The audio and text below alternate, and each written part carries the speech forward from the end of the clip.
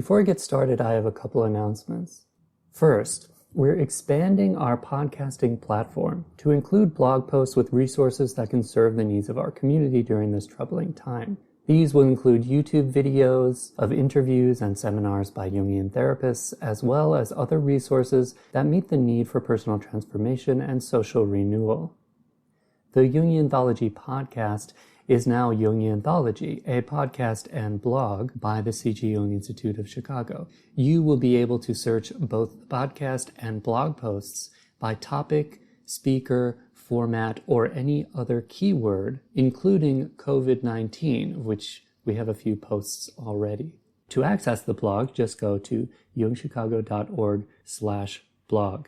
Also, during this difficult time, while we all practice social distancing, we want you to be able to stay connected to the Institute, Jungian ideas, and your own individuation process. Use the coupon code CONNECT for 40% off everything in our store through April 30th. Enter the code CONNECT on the cart page before checkout.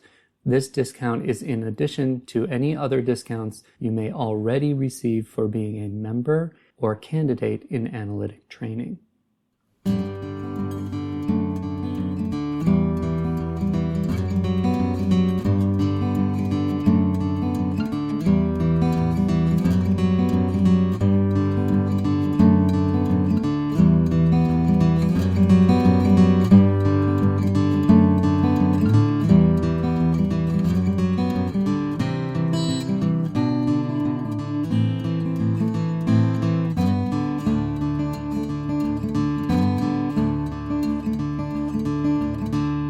Welcome to the Jungianthology podcast, analytical psychology seminars from the archives of the C.G. Jung Institute of Chicago.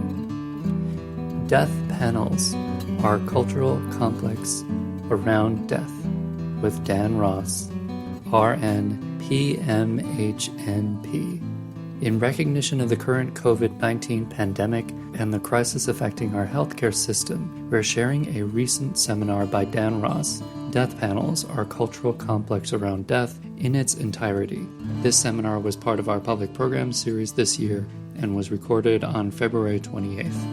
The spirit of the times shapes our heroic attitude toward disease and death. Instead of the initiatory experience that fear of death can provide, we are paralyzed in our fear and cling to images of immortality found in modern medical institutions. The Affordable Care Act's provision of reimbursing medical practitioners for having end-of-life discussions with patients with life-limiting illnesses constellated a collective panic. The cultural complex distorted these simple end-of-life discussions, brilliantly discussed in the best-selling book by Atul Gawande, Being Mortal, into what were called death panels. The fear was that a group of professionals would sit around and decide whether we should live or die. What was behind this cultural complex? When we are forced to engage with the healthcare industry through illness, we are carried along a hero's journey to treat death as the ultimate evil, and in the process, we miss the transformative opportunities an encounter with death can provide. How did modern medicine come to carry for us the image of immortality?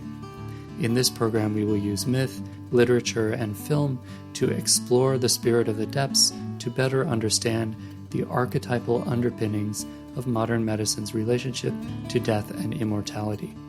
The PowerPoint slides for this talk will be available through a link in the show notes. Dan Ross, RN, PMHNP, MSN, MBA, has been a nurse for 40 years. He has worked extensively as Director of Clinical Services in the field of home health care and hospice. As a psychiatric mental health nurse practitioner, he brings both a medical and psychiatric experience to his work. He currently works part-time in the field of palliative care and hospice as a nurse practitioner, visiting patients in their home or nursing facility, helping them in their transition to hospice. He is also a Jungian analyst in private practice in downtown Chicago.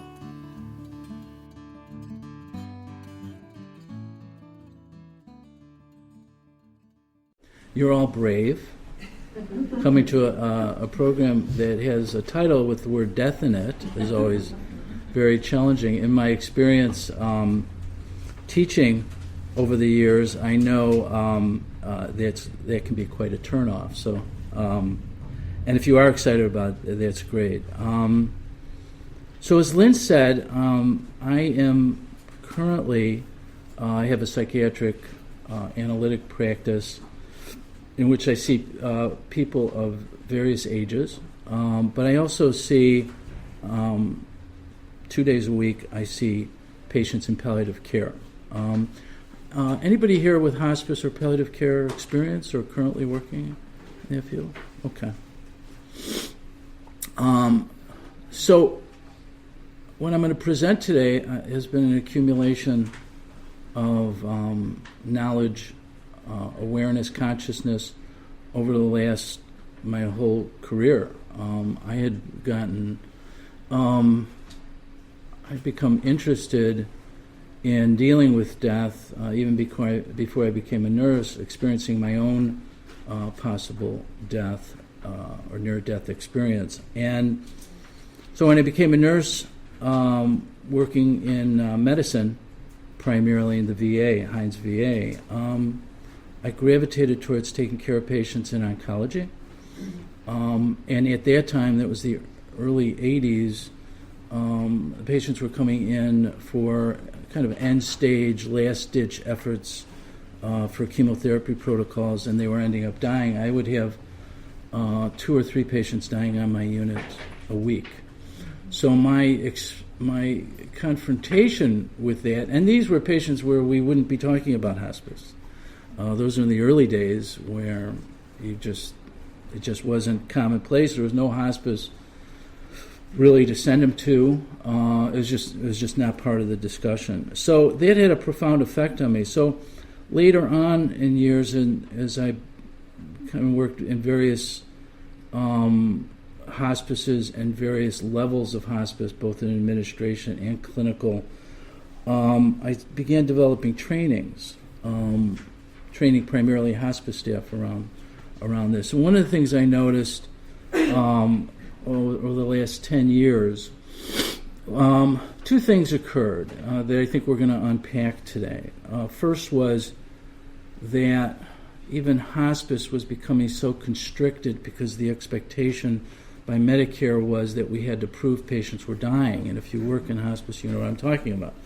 We have to document evidence of the patient's decline, otherwise they might not show eligibility for the program and you might not get paid. And I was beginning to, I knew that had a very oppressive effect on staff, on their clinical experience, but I didn't know in what way. And through my clinical training here at the Institute, through the CTP, and then my analytic training, I began to realize the archetypal underpinnings of our experience that we were fighting. The system, the medical system, and this dual system between what I call the medical model and the hospice model, we in many ways work against the archetypal energies, which we know from Jung was really deadly and potentially very dangerous.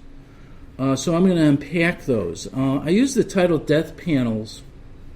Oh, so let me just finish. As I developed a training that includes much of the stuff I'm presenting you today, presenting it to hospice staff in many different hospices over a 2-year period of time. What I realized was that what I was offering them was like food. Because they had become so oppressed and depressed because of the systems that I described before, that this expanded their experience of hospice and rejuvenated them and refreshed them. And it was quite a surprising and profound experience just doing that.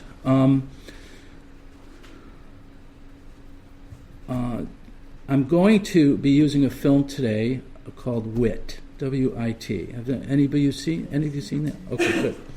And I'm going to be using it to keep us grounded, first of all, in a patient's story in the movie, and to keep us grounded in our emotions, because a lot of this can get quite heady, and that would be a disservice to the material that we're trying to discuss. I also includes time for discussion, plenty of time for discussion, and we're going to take a break every hour for 5 to 10 minutes, so you can stand and talk or whatever.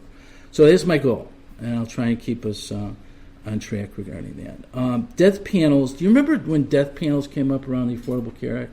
Do you remember that? When the Affordable Care Act came out, there was a very interesting provision that said that medical practitioners could be reimbursed for having end-of-life discussions with patients when it's appropriate. And that's what I do. When I am called to see a patient in palliative care, it's a patient that may not be ready for hospice, may not be psychologically ready for hospice, but they're in this in-between stage because they've been told in some form or fashion that the medical model has nothing more to offer them. So here we go and have this conversation. So we're going to be unpacking what that conversation is and what the medical practitioner brings to it, what does the patient bring to it, and all what I've identified as the archetypal underpinnings of that experience, which I think is taken for granted. Death panels is, for me, the cultural, reflected or expressed the cultural complex that we have around death. And my attitude towards it has changed. My first reaction to it was I was angry because here we have practitioners such as myself that are trying to have meaningful discussions with patients and families that have an unpredictable time period. You know, doctors have 15 minutes with patients. So this offered them the opportunity to be reimbursed for a longer period of time to have a more meaningful discussion on this subject, and it was shot down. It was taken out because of the controversy. But I've come around to understand better what that complex was about. Now I'll get into it as we talk through this. Now, one of the things that was really interesting to me has always been a question for me that has been dealt with in the Jungian literature a couple of times, but it was the idea that does death and dying, does that have an impact on individuation? Jung's idea of individuation. And I began to believe that it did, and it spurred on individuation. It had a profound effect on it. And that was corroborated with two Jungian analysts and writers, Joyce Cheverine, who wrote a book on The Dying Patient in Psychotherapy. It's a wonderful book. It's about one patient, and it's about her experience. And also Jane Wheelwright's Death of a Woman. And both of them agreed that death and dying has a particular effect on the individuation process.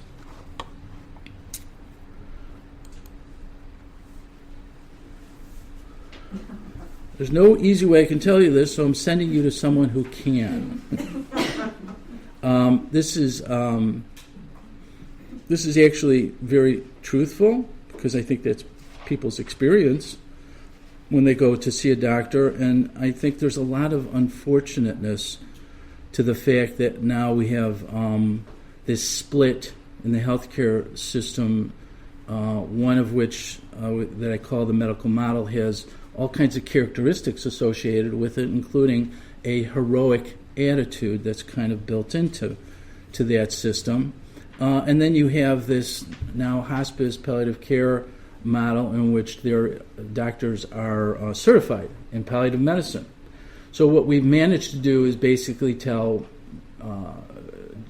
medical practitioners that are taking care of patients, perhaps in specialties, that they're no longer capable of taking care of dying patients because we have people that are specialized in that.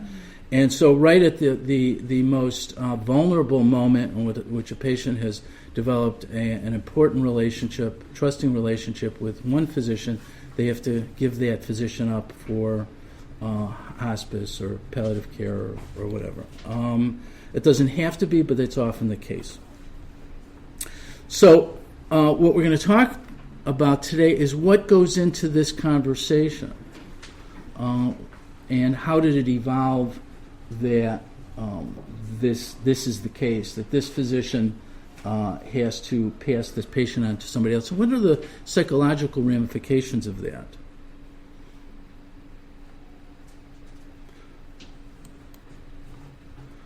This is the quote from a paper called Dying in America. It was published in 2015, and it was put out by the Institute of Medicine. And what it was looking at was all the different problems that hospice and palliative care were facing. And it's a wonderful, wonderful book. And it starts out, this is the very beginning of it, addressing the death panels. And it says, witness the impact of unfortunate, although purposeful choice of words, death panels during the heated debate surrounding the passage of the Patient Protection and Affordable Care Act of 2009. Those two words conveyed that the individual choice in how one faces death and dying could be supplanted by a distant, uncaring bureaucracy. And I think that was the fantasy that people were responding to.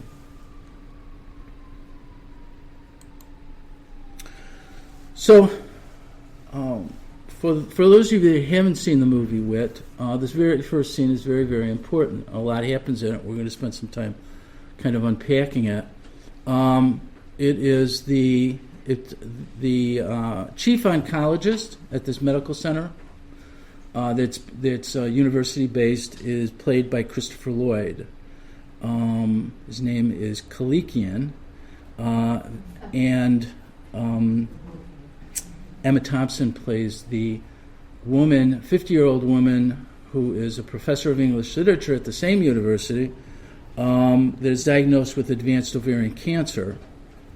And how this discussion, he's first introducing her terminality to her, how this plays out, I think is very interesting. And what's not talked about. So think about all the different elements that are playing in this one scene, and this kind of allows us to dive into what this story is going to be about and what's going to play out after this.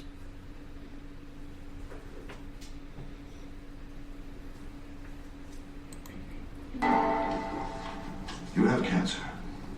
Miss Berry, you have advanced metastatic ovarian cancer.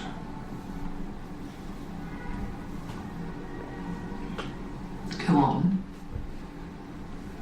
You are a professor, Miss Berry. Like yourself, Dr. Kleekin. Oh, yes. Now then, you present with a growth that unfortunately went undetected in stages 1, 2, and 3. Now it is an insidious adenocarcinoma. Insidious? Insidious means undetectable at an early stage. Insidious means treacherous. Shall I continue? Oh, by all means. Good. In invasive epithelial carcinoma, the most effective treatment modality is a chemotherapeutic agent. We are developing an experimental combination of drugs designed for primary side ovarian with a target specificity of stage 3 and beyond administration. Am I going too fast? No. You will be hospitalized as an inpatient for treatment each cycle. After the initial 8 cycles, you will have another battery of tests. The antineoplastic will inevitably affect some healthy cells, including those lining the gastrointestinal tract from the lips to the anus and the hair follicles. We will, of course, be relying on your resolve to withstand some of the more pernicious side effects. Miss Marion? Oh, I beg your pardon. Do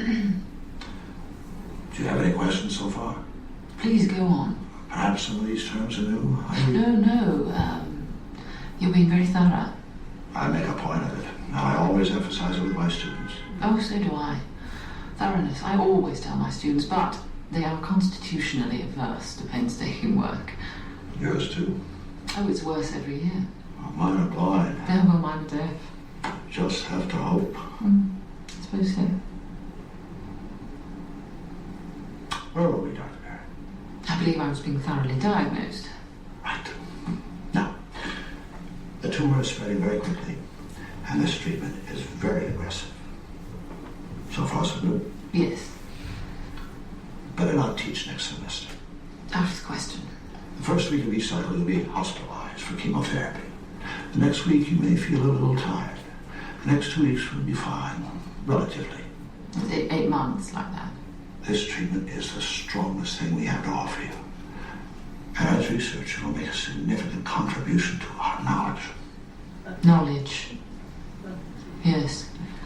Here is the informed consent form. Should you agree, you sign there at the bottom.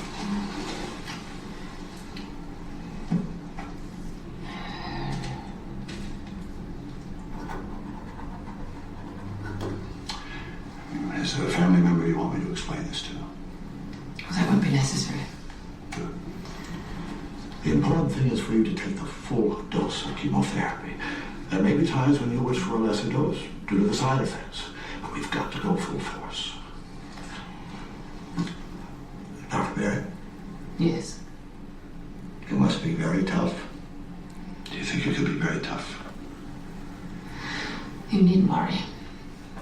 Good. Excellent.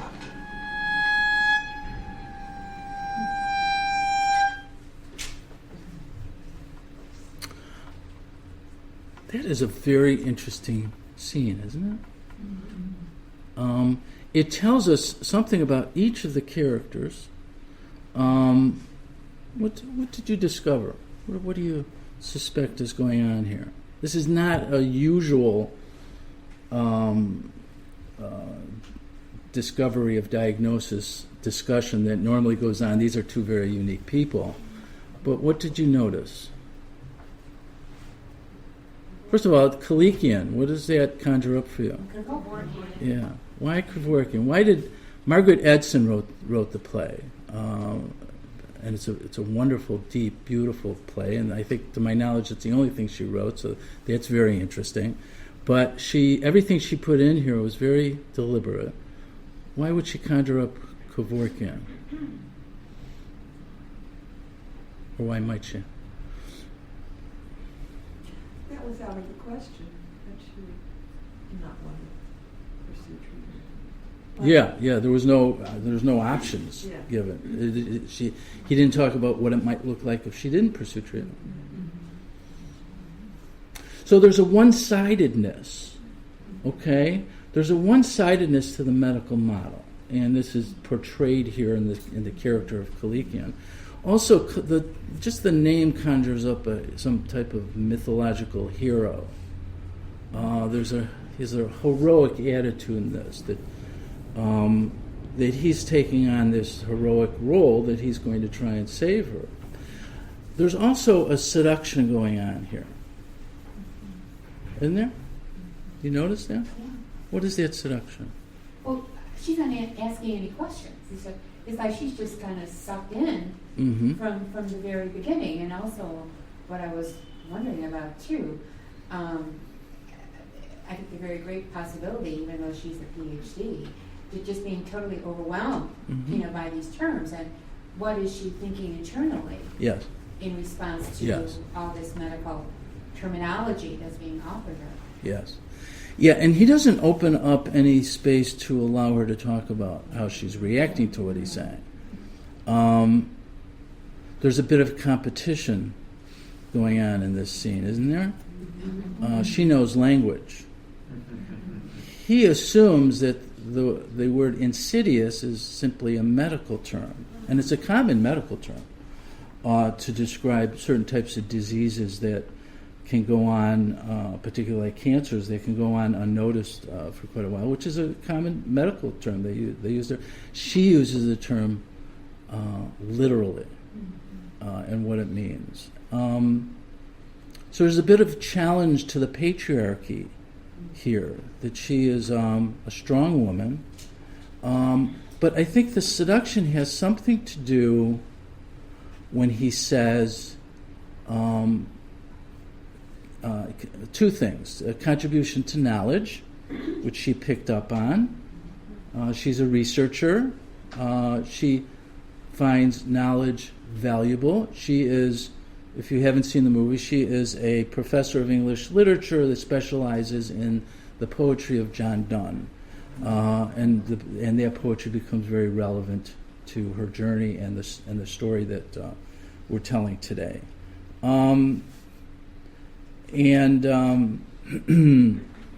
The second seduction is when he asked her if she can be very tough, right? And she said, "I won't disappoint you. You don't have to worry about that." So this tells us something about these two.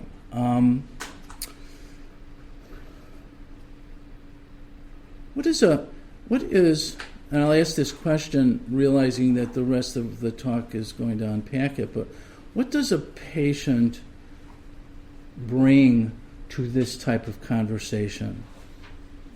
And what does Kalikian bring to that conversation?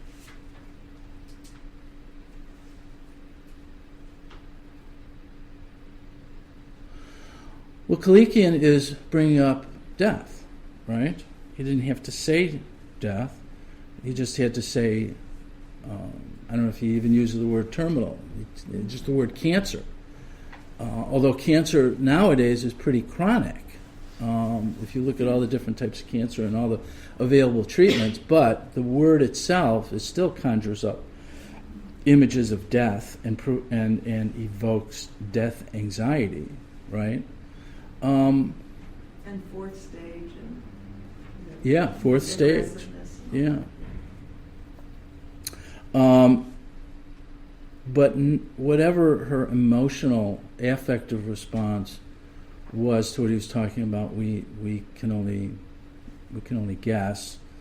But Vivian, and we didn't talk about Vivian Baring and the meaning of her name, but Vivian will, throughout this, and as the character did in the play, would speak to the audience. So in here she'll speak to the camera, and she'll be telling us what she's thinking and feeling, even if she doesn't share that with the medical practitioners around her.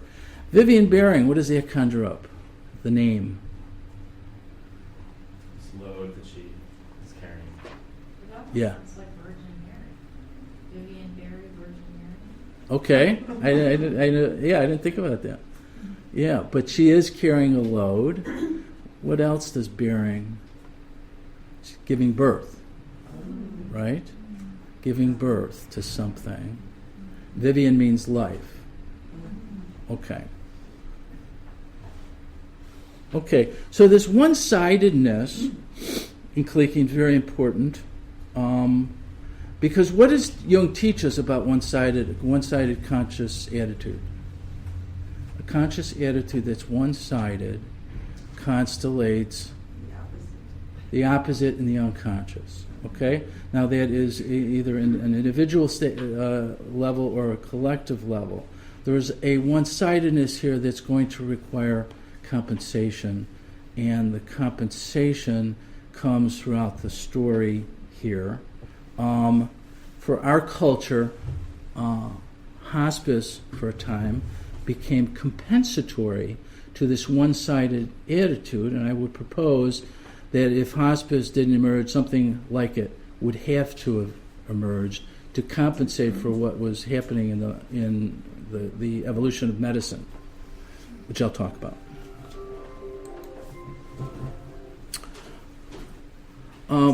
One of the early writers that I read, which I no longer recommend to people, because I often have people call me up later and say that scared the shit out of me. So I have to be sensitive about that. But denial of death, how many of you have boldly taken that on? Okay. It's a very dense book. Ernest Becker spent his career studying early psychoanalyst writings. I don't think he spent enough time with Jung's, if he'd studied Jung's, but he definitely studied the Freudians, and it came up with something very, very powerful and important. This is one of the things that comes out of the book that really caught my attention. And it was his identification that heroism is the compensation for death anxiety. The heroic attitude is connected to our fear of annihilation. Heroism is first and foremost a reflex of the terror of death.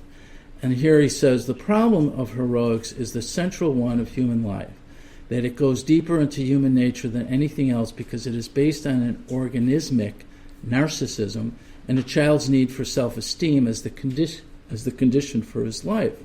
So what he came up with was this idea of mortality salience as death anxiety that is largely unconscious. Unless we happen to see an accident on the highway as we're driving by, then our own anxiety may, or we see something on TV around death, and that when that is activated, we compensate, our self-esteem is affected. So you see from the diagram here, there's an inverse relationship between mortality salience and self-esteem. So our self-esteem is diminished when we experience that, and our first reaction is to try and raise our self-esteem. So a good collective example of that is 911.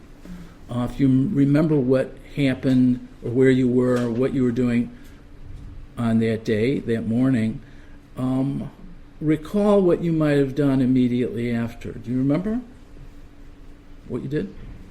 Call relatives. You're too young? No, I went to school. Oh, you did go to school. Okay. How old were you? I think I was in Okay. fifth grade. Wow. So they made you go to school? Yeah. Chicago. Okay.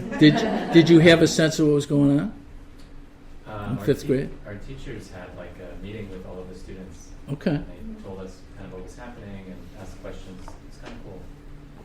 Okay. Were you afraid? I wasn't. Okay. So you were shielded somewhat from that. Good. How about some of the older people in the crowd? What was your experience? Yeah. Well, I was teaching at the time, and I had students bring in pictures of how they felt or what they've seen that disturbed them or anything they wanted to bring in, a visual that went all around the room. Wonderful.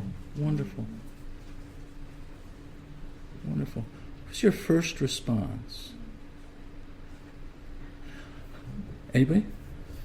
When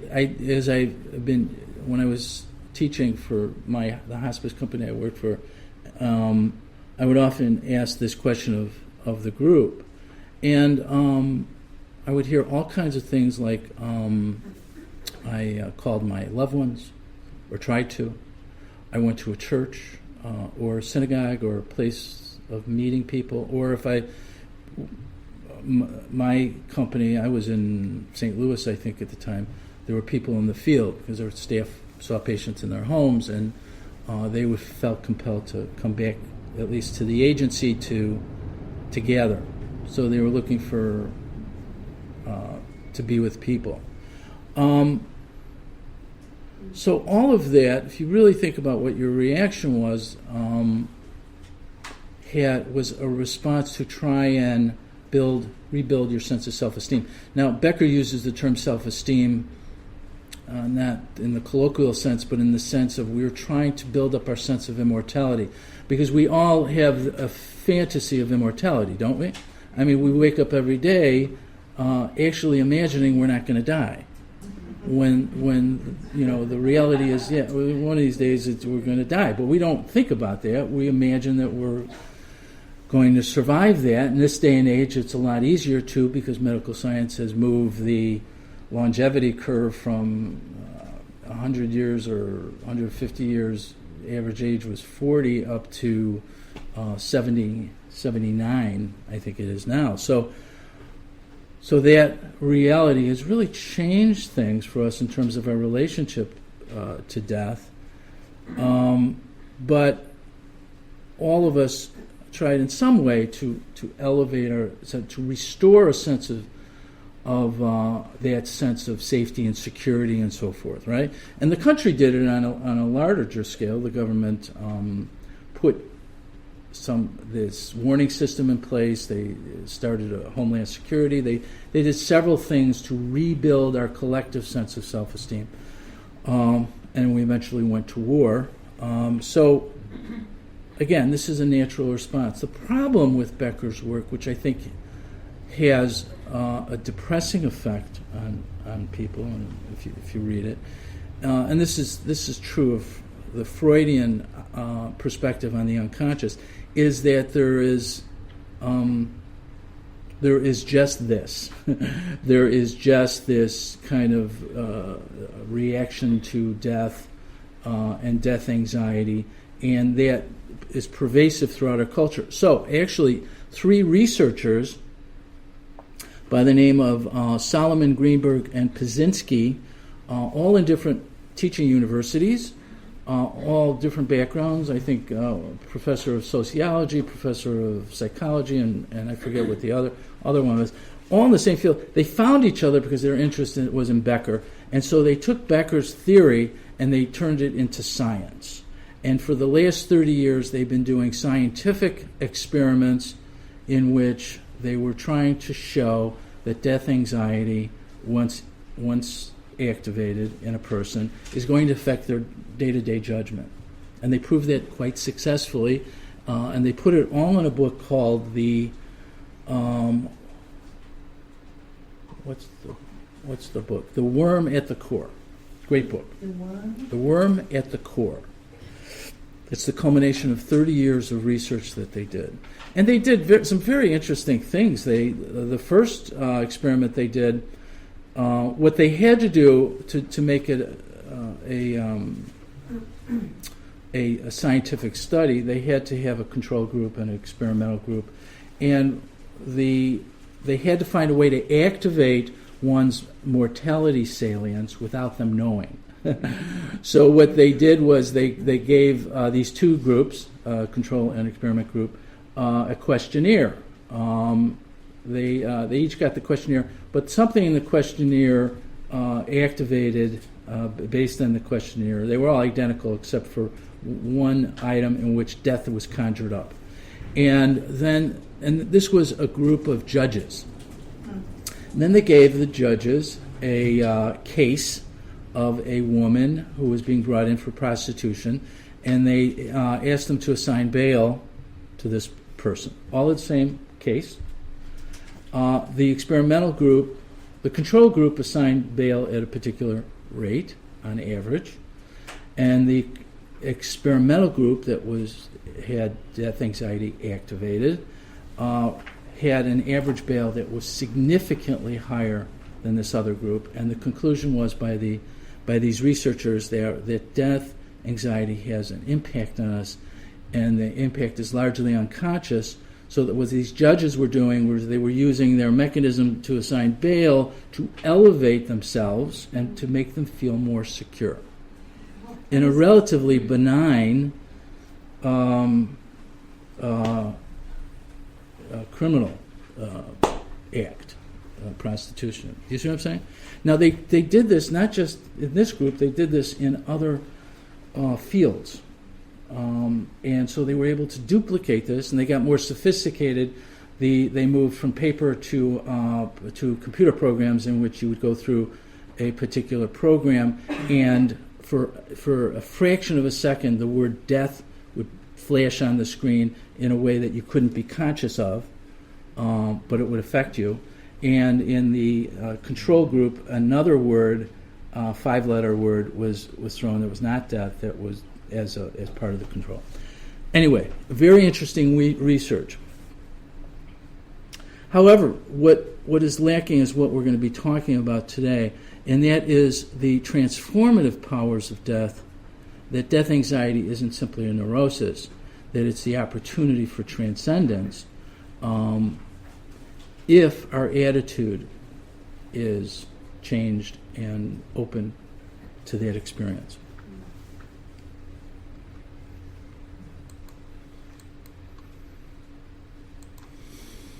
I want to throw this image out, and I'm going to show you one more clip, and we're going to take a break. There's a wonderful story that's actually written out as a dialogue in Helen Luke's book called Old Age. Wonderful. It's a little book. And what she does is she takes a story that's in the middle of the Odyssey, not at the end, and it's when Odysseus goes down to the underworld and conjures up Tiresias, who is the blind seer. And it's here that Tiresias, welcome. It's okay. If, of course, we have a chance. Oh, okay. That's You got to sit in front. That's what happens. And Tiresias predicts what Odysseus' final journey is, and before he dies. In that final journey, he says that you will go inland. This is not a sea journey. You will carry an oar, a single oar, on your shoulder, and you will go inland until you arrive at a place that is unfamiliar to you, and a stranger will approach you, and a stranger will ask you what winnowing fan is upon your shoulder. And Helen Luke kind of plays this out as a dialogue, as a story. But the winnowing fan image and the oar image are very, very important, because what she says is that the heroic attitude that we carry through life is eventually going to be used to be able to discern wheat from chaff. The winnowing fan is a tool that was used at the time to separate chaff from wheat. It's shaped like an oar, but it can hold grain, and the person throws the grain up, and the wind blows the chaff away and collects the pure grain. It's a wonderful image of end of life, looking at one's life, and also determining what is most important.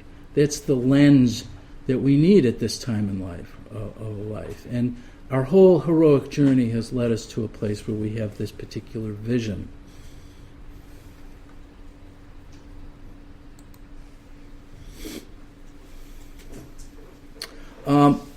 When I use the word cultural complex, I have to give it its origin or origins. Tom Singer was one of the first ones, amongst some others, to use it in a book, Terror, Violence, and Impulse to Destroy, which is a book that Mary Doherty has contributed to. She has a wonderful essay in it. And his book came out after 2001, so it was kind of a response to 9/11. And Tom Singer brings up some interesting things here. The components of a cultural complex include these: traumatic injury to a vulnerable person, group, people, place, or value that carries or stands for the group spirit. It includes a fear of annihilation of both the personal and group spirit by a foreign other, and it includes emergence of avenging, protector, persecutor, defense of the group spirit. I think that was what was going on with the response to the Affordable Care Act provision that people called death panels. It was a group response that was responding to the fear that their choices at the end of life were being taken away from them. It was not true, but it was their fear. And I think that there was an important response. It was a protective response. So I think it needed to be respected, and I think it was respected. I've been describing two models. This came from, first, many years ago, read a book by Michael Carney. Now, it's very interesting. He is a palliative care physician, but he came from Dublin. And he had James Hillman worked with him, and he developed a Jungian perspective on his work with dying patients in Ireland. And he came to work in the United States, and I think he's in California right now.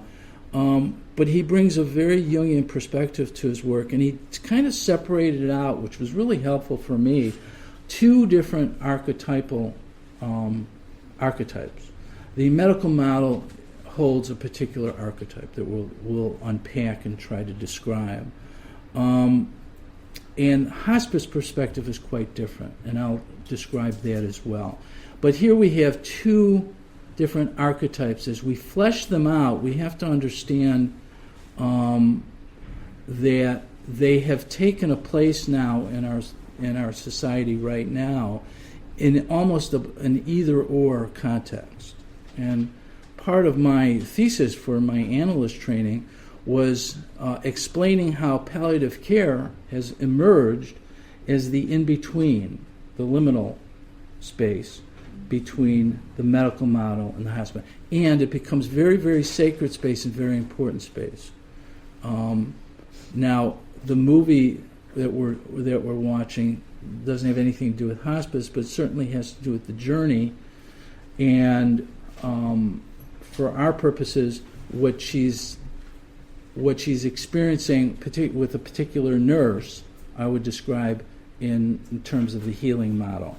What she experiences with the physicians is more in the medical model. So we'll see both of them.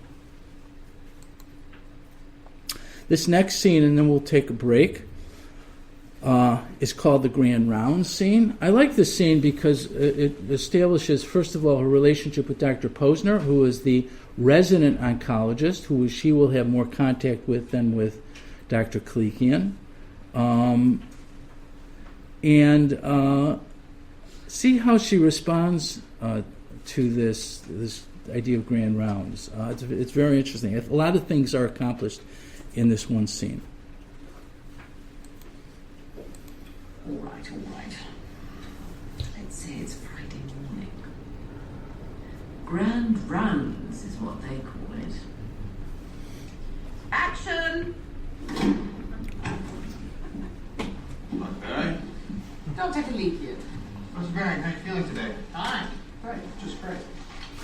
Very late detection, stages 4 upon admission. Hexamethylphosphosol has been plated to potentiate. Hex at 300 milligrams per meter squared, been at 100. Today is cycle 4, day 3. All cycles are at the full dose. Primary site is here, behind the left ovary. Metastases are suspected in the peritoneal cavity, mainly in this area here. Full lymphatic involvement. At the time of first look surgery, a significant part of the tumor was debulked, mainly in this area here. Left, right ovaries, fallopian tube, uterus, all out. Evidence of primary site shrinkage. Shrinking in metastases has not been documented. Primary mass, frankly palpable in pelvic exam, all through here. Excellent command of details. Okay. Problem is with Hexamethylphosphate. Myelosuppression. Of course, is myelosuppression, a lowering of blood cell counts. That goes without saying. With this combination of agents, nephrotoxicity will be next. Anybody else? Side effects? Nausea, vomiting. Yes. Routine. Pain while urinating. Routine. Psychological depression? No way. Anything else? Other complaints of Hexamethylphosphate? Come on. Mouth sores? Not yet. Skin rash. No. Why don't we waste our time, Dr. Perry? I do not know, Dr. Kalikian. Use your eyes. Good grief. Hair loss. Come on, it doesn't count. You can see that. Jason. Hair loss after first cycle of treatment. That's better. Dr. Barry, full dose. Good. Excellent. Keep pushing the fluids.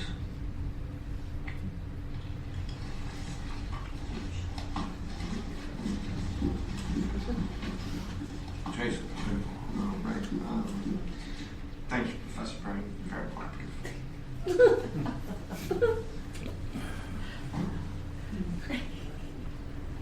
Wasn't that grand? Full of subservience, hierarchies, gratuitous displays, sublimated rivalries. I feel completely at home. It is just like a graduate seminar. With one important difference. In grand rounds, they read me like a book. Once I did the teaching, now I am taught. This is much easier. I just hold still and look cancerous. Jason was impressive, wasn't he? I taught him,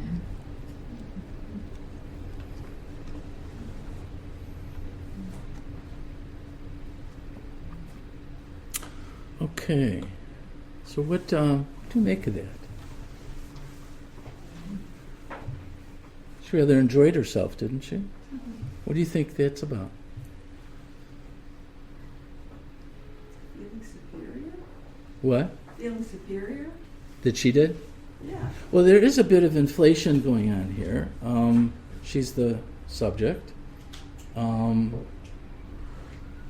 Dr. Klekian acts peer-to-peer, doesn't he? Kind of elevates her to this peer status. I think part of that is her professor status. But there's something else going on here between her and Dr. Posner.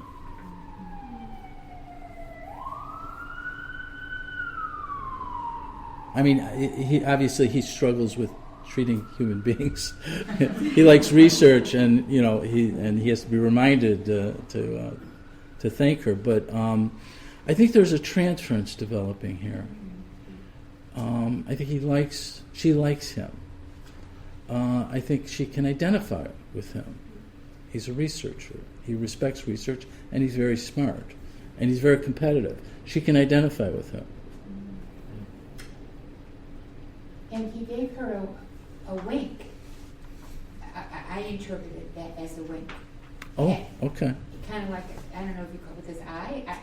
That's how I saw it. Okay. And, that would, in a way, contribute, to their both being PhDs and researchers. So Yeah. I just, my sense was that he was trying to communicate, he's on top of this and he's really monitoring things closely. Yes.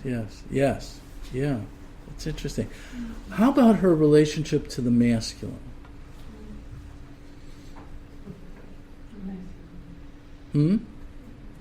What do you think? There's no wrong answer. What's coming up for you? Because it becomes very important in a later scene. She has no family, obviously, right? We found that out in the first scene.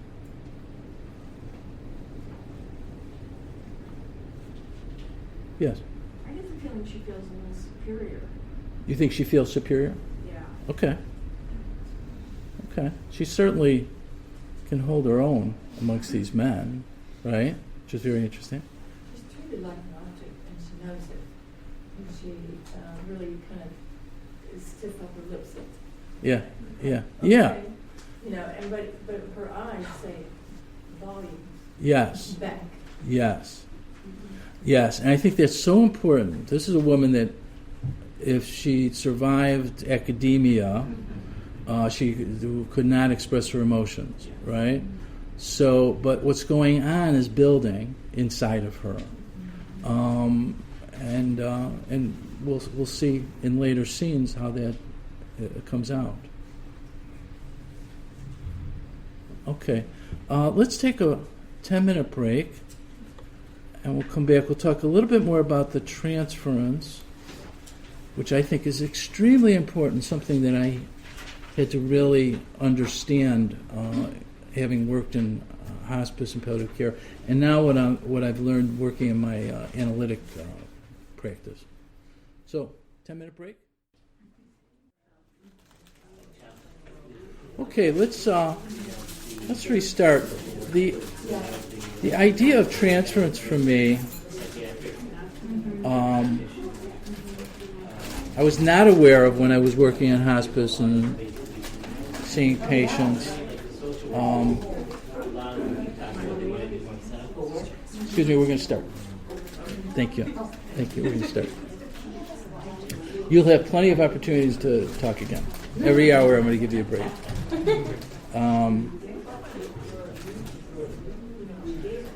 Transference is a mysterious thing. We've defined it. It was a term that Freud came up with primarily to define the erotic transference that he experienced with his patients.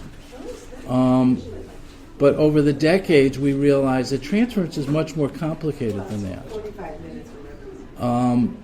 I would say from my experience, both in my analytic work and in my palliative care work, there's an element of transference in which self-esteem, I think, conjures up for me what part of that transference is. That means that we're transferring, Peter Mudd would call it the self, or what Jung's concept of the self was. Because it is the aspect of our nature that is immortal. And that because of the threat of annihilation, however that emerges, we project onto a idealized person, the self, ourself, for safekeeping. And that's done automatically, psychologically, unconsciously. So that certainly in a situation in which somebody is confronting the end of their life, they are going to unconsciously look for somebody that can hold that transference.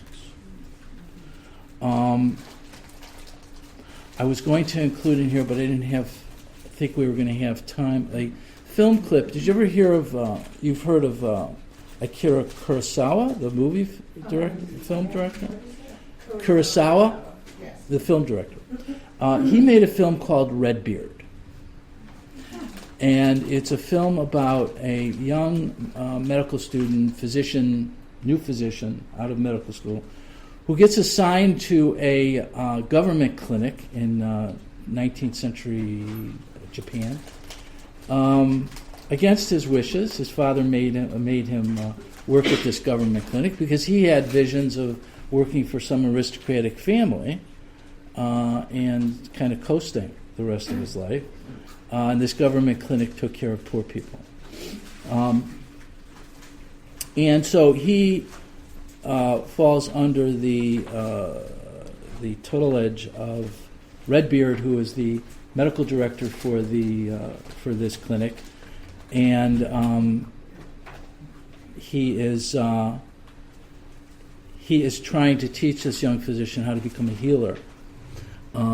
All the while, or at least for half of the time, this young man doesn't want to be taught. Thinks he knows it all. So part of this young man's journey is to discover the fact that what he knows is nothing to do with healing, or very little to do with healing. And by the end of the film, he changes his mind and he wants to devote his life to working under Redbeard. So see the movie. It's a wonderful movie. But my point in bringing it up is the first assignment Redbeard gives this young man is to sit with a dying old man. And he tells him the first thing you have to experience are the limits of your craft. He says, stay with this man during this most solemn time. And it's an excruciating film clip because this young man cannot sit there while this man is having trouble breathing and he's slowly dying. So he eventually has to escape from the room. But I think the experience of being able to sit with somebody in this suffering is so important because I think the nature of the relationship with medical practitioners or anybody in hospice, it could be the nurse's aide, it could be the volunteer, it could be anybody of the hospice team that happens to connect with this particular patient, that can allow that transference to occur and be held. And that's so important. And I think as we'll see in this film, what that means, that somebody can hold that energy, that experience, and what can emerge in that wonderful space. So Jung, in a very interesting but I think mistitled essay called The Therapeutic Value of Abreaction, which has very little to do with abreaction, but it has a lot to do with nature of the transference. He says, hence the sudden severance of the transference is always attended by extremely unpleasant and even dangerous consequences because it maroons the patient in an impossibly unrelated situation. Okay, and we do this all the time when we're transferring patients, when one physician is giving up a patient for hospice.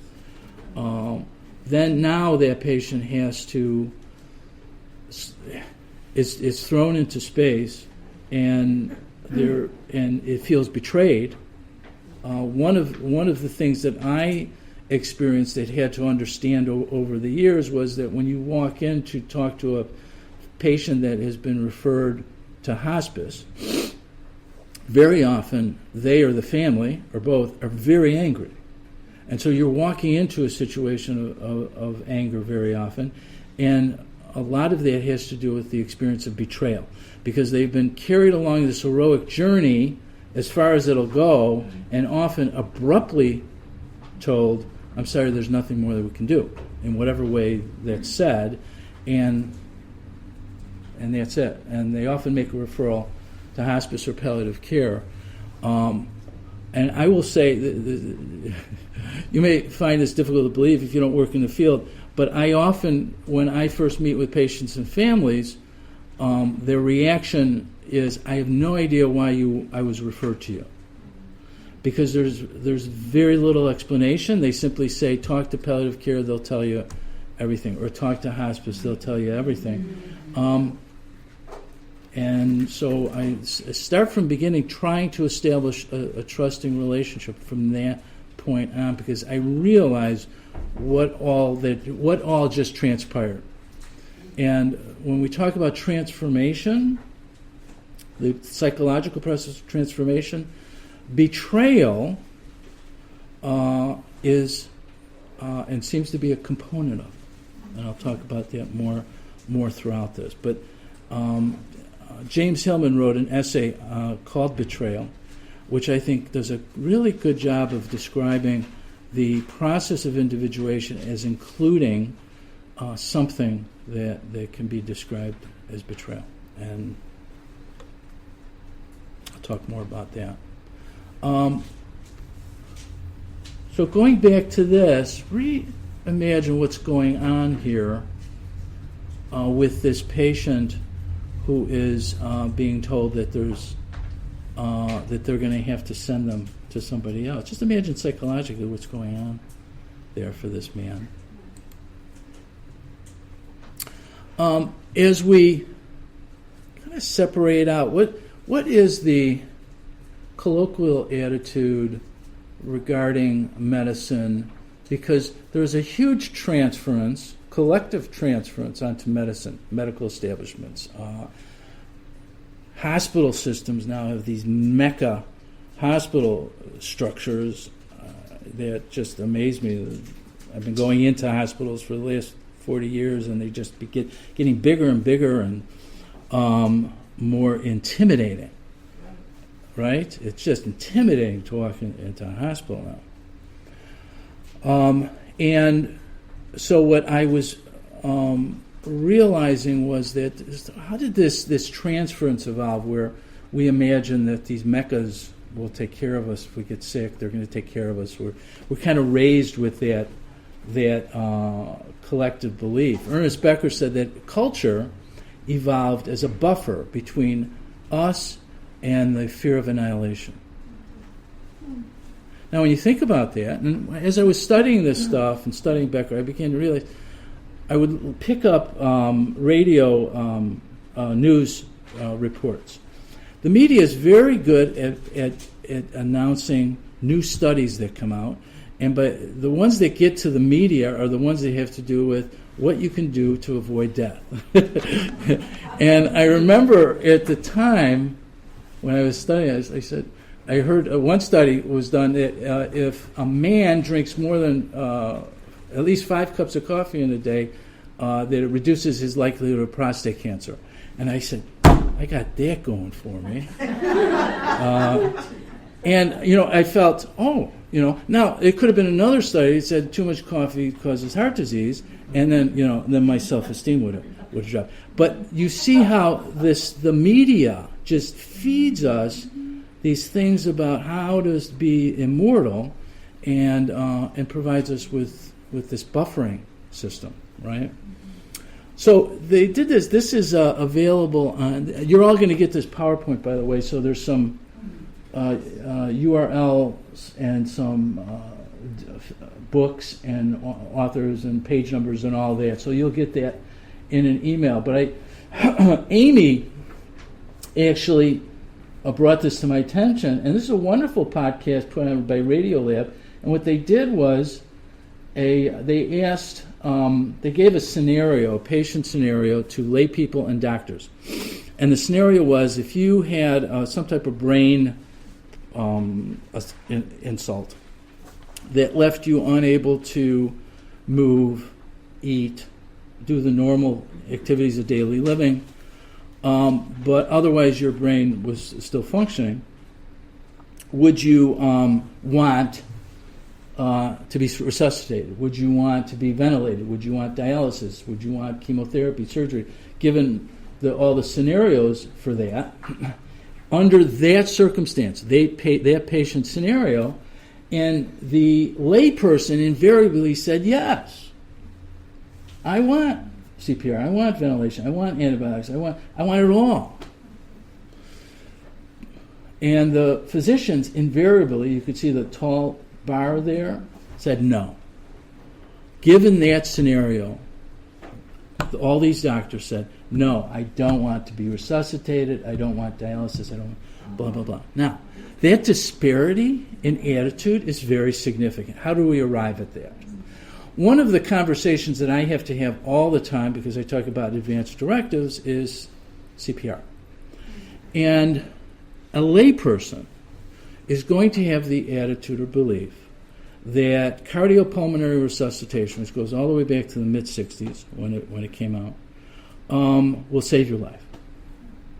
And that's the fantasy. And how does that fantasy fed? Television, movies, right? Television shows like ER. They estimated, as part of this study, they actually estimated what percentage of patients survive resuscitation on television shows, and it was like 60-70%. The actual statistic around successful resuscitation of somebody whose heart has stopped is less than 8%, and really successful where they're up and walking around is less than 2%.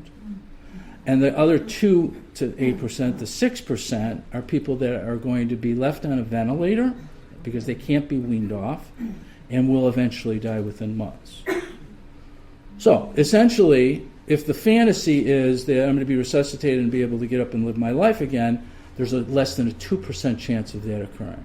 Now, how is it that most of us walk around imagining that we can be successfully resuscitated?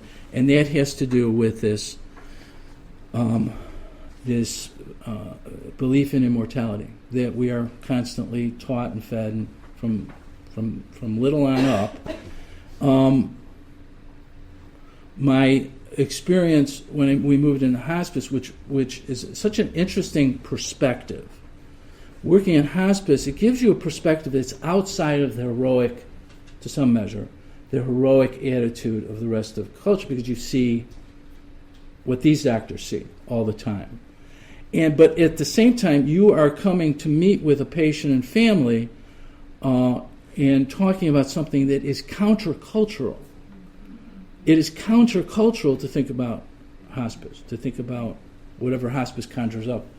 And I tell families when they choose hospice, they are doing something countercultural, but they are also, it takes a great deal of courage to go against the general mainstream, because on some level they know that they were going to get pushback. A wonderful book, that's a little book that I don't know what got me to pick it up and read it, because I don't read these kinds of books. It was about a man, a CEO of a large company that was diagnosed with glioblastoma. He was given a 3-month prognosis, and he decided how he's going to spend his final days, and that included writing a book about his experience, which he did. One of the things that I noticed that he wrote about and talked about, which I experienced in my career, is the backlash from choosing limited treatment options or choosing hospice. And in his case, he chose radiation instead of chemotherapy. The chemotherapy was going to make him sick and was going to limit his ability to function and enjoy his remaining days. That was his conclusion. The radiation, he felt that he could be able to survive that. He lost friendships because of that choice. He said he couldn't believe that some of his friends were so angry at him because he didn't choose a complete whatever was available, that he lost friends. Now, in my experience, I have family members that fight about this. And they will fight it in their first meeting. When I meet with them, they will be all there, and you'll see who's on one side and who's on the other. It is quite a battle. And it's archetypal, again. So we have these two sides of the archetype. So now as we flesh this out, on the medical model side, which for me includes everything other than hospice, hospice and palliative care, is some characteristics. And you can add to this over the years. I have. First of all, prolonging life is a basic ethical stance. It's part of the medical model. And we have to understand and appreciate that, because on the hospice side, it's promoting comfort. Okay, those are two very different ethical stances. And when I work with nurses that go from one medical model to hospice, they have a psychological adjustment to make, because they have to put prolonging life in the back seat, and it's very difficult. But they do it. But there's a transition period. The second is the heroic stance that we've talked about. And we'll talk about the heroes. Jung often talked about the hero, and the hero is one of the basic predominant archetypes. But the hero image is of in primitive cultures was of the sun. In some primitive cultures, the sun carries the image of the hero.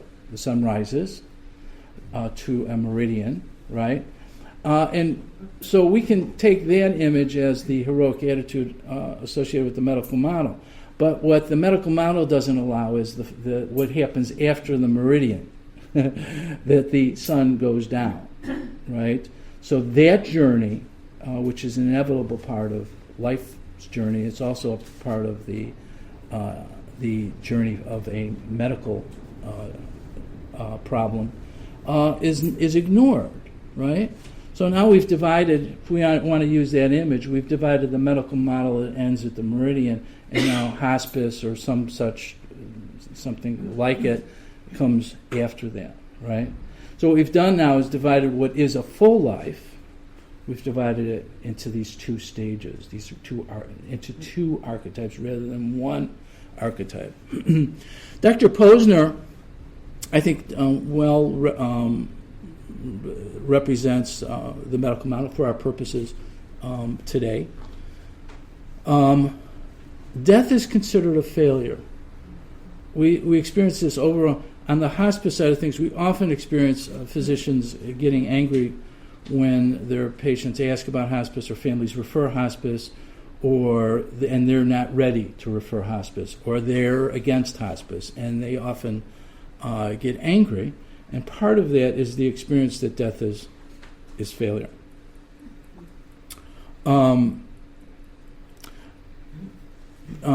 It also includes kind of this idea of the rational brain, and by that I mean the left hemisphere. There's a wonderful book called The Master and His Emissary by Ian McGilchrist. It's a book in which he did years and years of studies of functional MRI scans, in which patients who had blockages between their left and right hemispheres. They did studies and experiments with people that didn't have a corpus callosum where there was a connection between those spheres, and what he put together was a brilliant and supports analytical psychology, because it's the left hemisphere that evolved later in evolution when language developed, and the right hemisphere is more primitive, and the idea of one's emotional and the other is emotional is meaningless, but the right hemisphere holds information that's not necessarily available to the left hemisphere. So what McGilchrist discovered was, and he said this very simply, it's as if, and Jung bears this out, he doesn't talk about the brain in these terms, but he talks about the collective psyche in these terms, that at some point we lost connection to this other hemisphere that had important information. And from what McGilchrist describes is that it's as if the left hemisphere doesn't know that it needs the right hemisphere. That's what we live in today. The right hemisphere knows it needs both. So this journey of discovering the value of the right hemisphere, or collective unconscious, or the unconscious, is very, very important. And I think we see this played out in the film. The medical model also focuses on data. I am inundated with data when I get a patient referred to me, which I abhor and I don't like looking at, although it's my job. I try not to look at anything until I meet the patient and family. That first encounter is not biased by anything, which is an analytic attitude, right?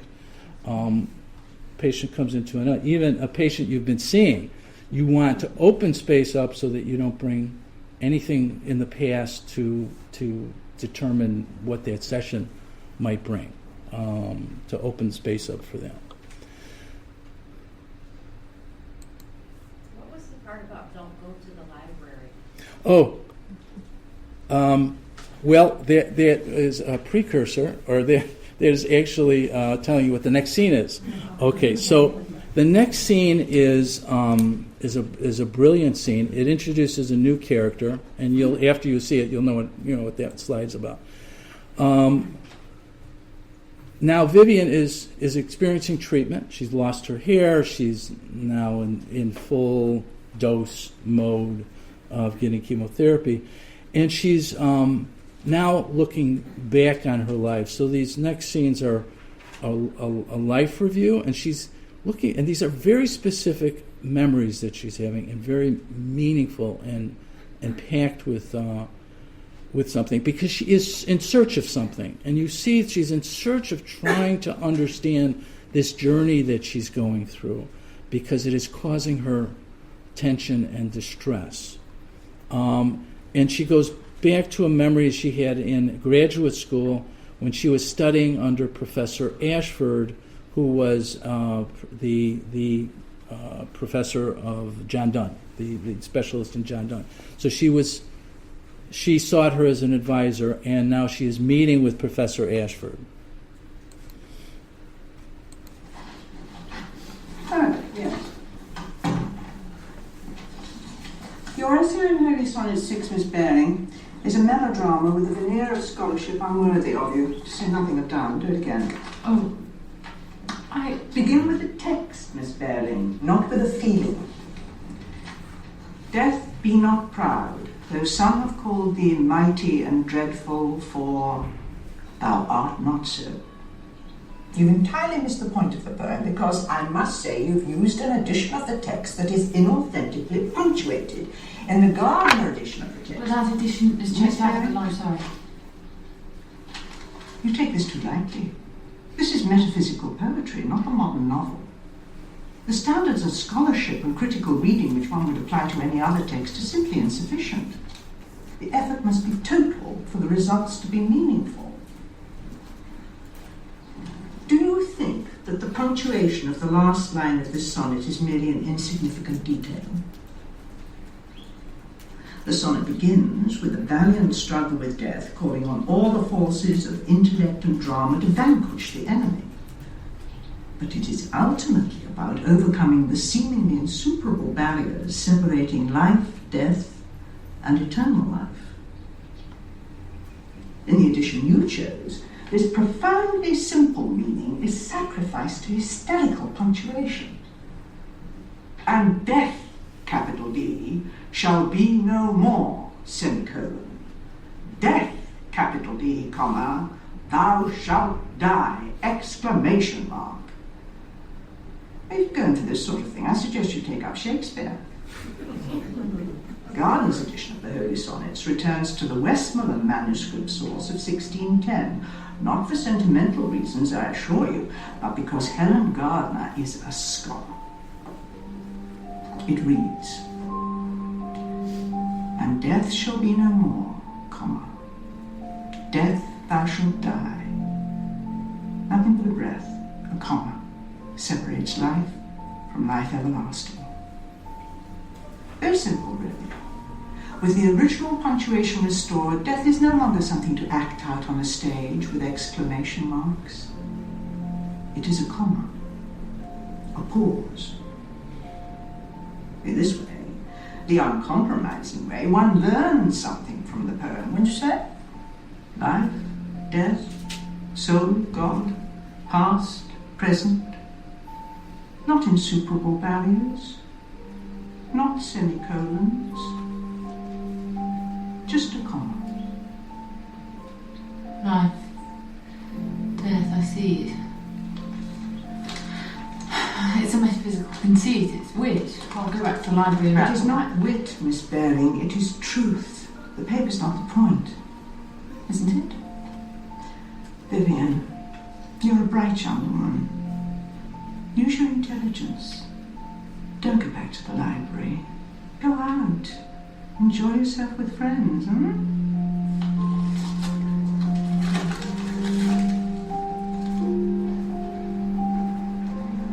I went outside. It was a warm day. There were students on the lawn talking about, well, nothing, laughing. Simple human truth. Uncompromising scholarly standards. They're connected. I just couldn't. I went back to the library. Anyway. All right. Significant contribution to knowledge. 8 cycles of chemotherapy. Give me the full dose. The full dose. Every time. What is Vivian struggling with here? This is so important. This scene reflects an ongoing struggle that she is trying to resolve throughout this journey. What is she struggling with? It's beautifully played out in this scene with using Donne and Donne's poem as a backdrop. The poem has something to do with heroism, right? That the heroic attitude and making death bigger, right, is what we're doing. The heroic attitude makes death bigger than it is. And Professor Ashford is trying to teach her something here. So think about that. But also, let's look at her relationship to the feminine. Professor Ashford changes in this scene, and that change is very significant. How does she change?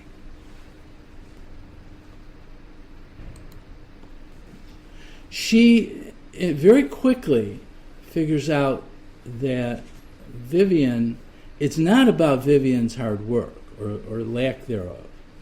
It's something else that Vivian is missing. So it's as if Professor Ashford has this maturity that holds so much in her personality that she was able to adapt. She is the consummate professor, right?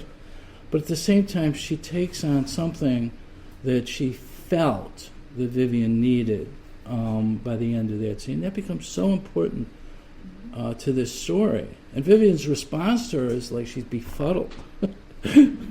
She doesn't know what she's asking of her, and she's really struggling. This is part of her suffering. This is not just about physical suffering. This is about the psychological suffering that we're called to make in such a situation, to adapt to a situation, to reach into the unconscious and pull out aspects of our personality that have been undeveloped, that have not yet been brought forth. And that is very painful.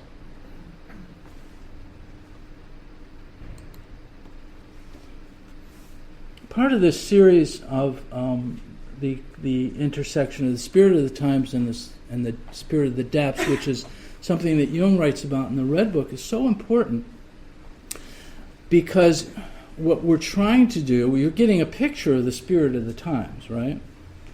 If the spirit of the times includes this heroic attitude that we're all influenced by, it certainly played out to a great extent in health and the healthcare system and the medical model. This is what Jung wrote. The spirit of the time in me wanted to recognize the greatness and extent of the supreme meaning, but not its littleness.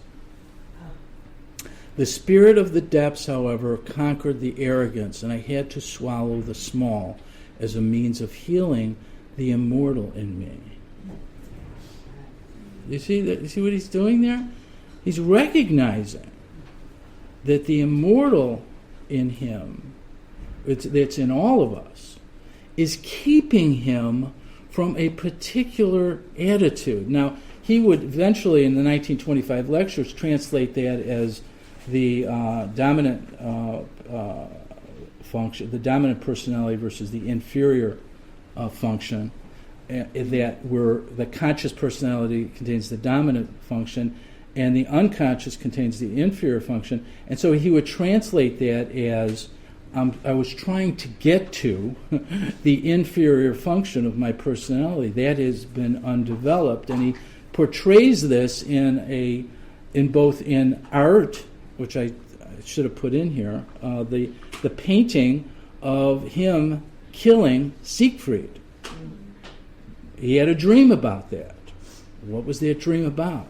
That dream was so important for him to understand is that he said in Memories, Dreams, Reflections that he was going to, if he didn't understand that dream, he was going to kill himself, and he had a gun in his desk drawer.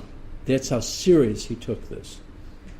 And he was trying to force his way into an aspect of his personality because he felt so entrenched in his heroic attitude that killing the hero in him seemed to be the only way to do that. And by 1925, he had a perspective that he didn't have back then.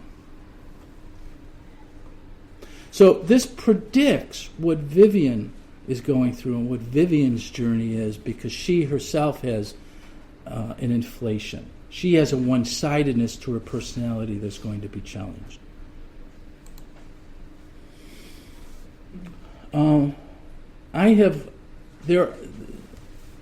There are stories and images that come to all of us, I'm sure.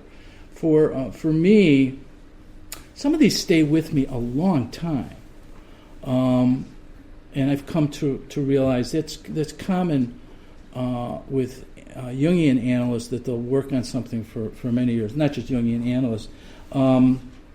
Later on, I'm going to talk about the story of Gilgamesh, at least the end part of the story. And one of the translators and writers about Gilgamesh was the novelist John Gardner. John Gardner spent the last 10 years of his life, before he was killed in a motorcycle accident, the last 10 years of his life devoted to this story, translating it, reading about it. Jung says in I think his essay on literature, he says there's a difference between psychological literature and what he calls visionary literature. Visionary literature captures the archetypal realm. in a way that psychological literature doesn't.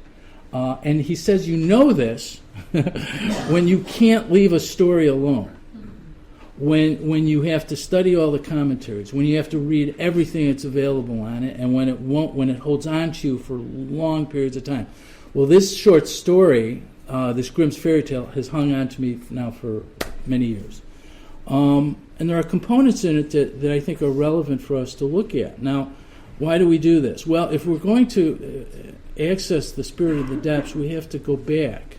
We have to go back to a time outside of the present, outside of this heroic attitude that we're immersed in, to get a little different perspective.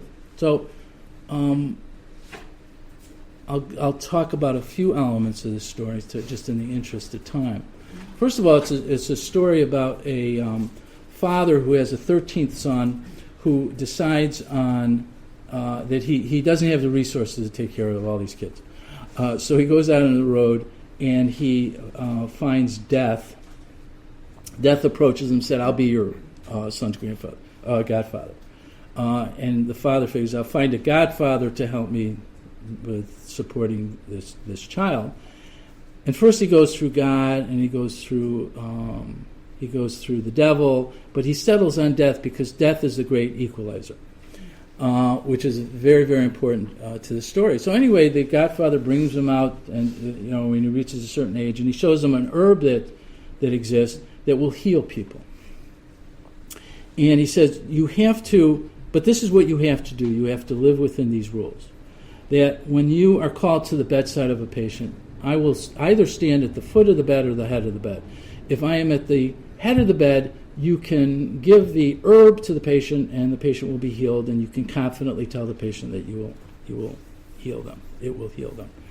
But if I am at the foot of the bed, you have to tell the patient that there is nothing that can be provided. There is no doctor in the world that can save them. There's nothing that can be done.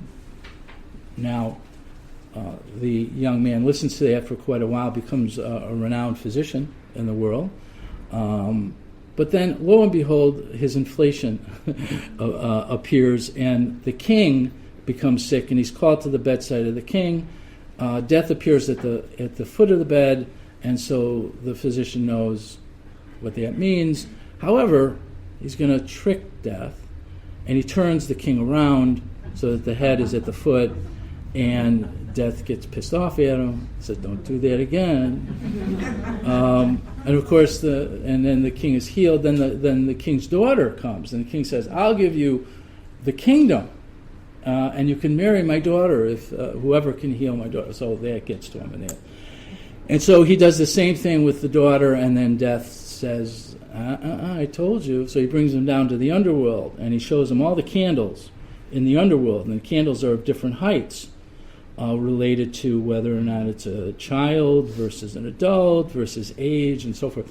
And so the physician says, "Godfather, show me my candle." And he shows him his candle, and it's almost ready to go out. And he says, "Oh, please, put my light on another candle." And Death pretends that he's going to do that, but then he drops it, and the physician dies. This is a wonderful story because it includes all the elements that we're talking about, right? Inflation and the risk of inflation, and that there is a cost to tricking Death. So we wonder, with all of our medical science, what is the unconscious compensation for that on a collective level? We have to ask ourselves that. But I think the realization for this young physician is that he has to, and this is true of Kurosawa's film too, and the young physician that goes through a pedagogy of becoming a physician under the teaching of Redbeard, that one's inflationary attitude has to be dealt with and has to be changed in order to become a true healer. And I think that part of one of the purposes of this story. if we look at the history of medicine, we can simply look at the paintings of the 1800s to tell us, well, what transpired? We know that prior to the late 1800s, much of medicine was dealt with by family members that were homeopaths, that were simply passing on their knowledge from generation to generation, right? There weren't hospitals, there weren't institutions, there weren't even doctors, really, until the late 1800s. There weren't medical schools until then. And so around this time, surgery became successful. They started learning techniques. And this painting by Thomas Eakins kind of shows the heroism that the heroic transference that's emerging now. Just look at the physician standing back, the light shining on him. There's this kind of heroic stance, right? And I think that's what Eakins was trying to display here. And there's several paintings around this time of medical scenes like this that was kind of elevating. They didn't have television, so they had to paint and kind of elevating the fact that medical science was accomplishing all this. So that began a process of collective transference where our sense of immortality was being now transferred onto medicine as an institution. Look at the comparableness. This was in the late 1800s too. This painting was by Frederick Leighton, and it depicts Hercules' visit to King Admetus after his wife died. Queen Alcestis died, and Hercules actually was trying to enjoy a party. And when he saw that everybody was depressed, he asked why, and he found out that the queen had just died. So he decided then to rush to the bedside, and he caught Thanatos. If you can see Thanatos kind of lurking here in the background, before he could take her soul. And Hercules struggled with it. So this kind of gives you a sense of the attitude that had been emerging around death. Very different attitude from Gilgamesh, which was 3,600 years ago, right? The difference in time, a difference in attitude, and we'll talk about that later. Around 1935, a small book on death and dying was published by this medical director, Alfred Worcester, from Harvard Medical School. It's a wonderful little book, but the reason I bring it up is he wrote the book because what he was seeing with new physicians that were emerging in 1935 was that they were abdicating their responsibilities around the dying because they felt that their job was the heroic saving people's lives and that they didn't see any purpose for themselves in death, and this doctor was against that, and he spent the life. And what's interesting about this book, it's still in print. And so the book is about the care of the dying, and also a plea from him for doctors, young doctors, to not abdicate their responsibility to nurses. So what was happening back then, and what happened after that, despite the book, all the way up to Elizabeth Kubler-Ross. Now, what did... before we go to Elizabeth Kubler-Ross, now we're fleshing together this other model that Michael Kearney called the healing model. And here I represent that as Susie. And these are very different elements. First of all, the ethical stance... no, that's not the healing model. I'll show you the healing model in a minute. Okay. So let's do this video clip of Vivian, and this is going to be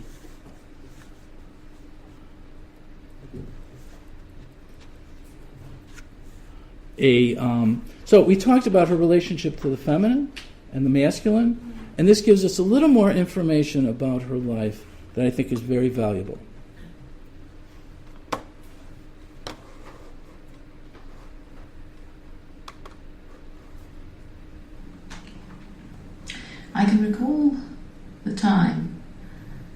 the very hour of the very day when I knew words would be my life's work.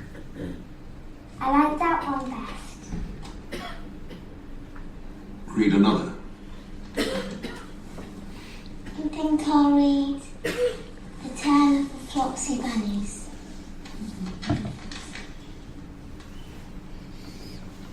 Has little bunnies on the front.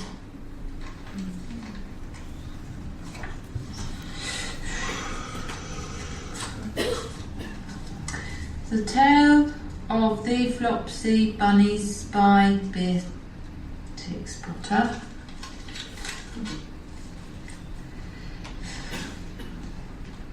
It is said that the effect of eating too much lettuce is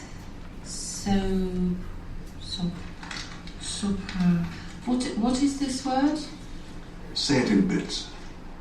Sop or I thick so poor I thick.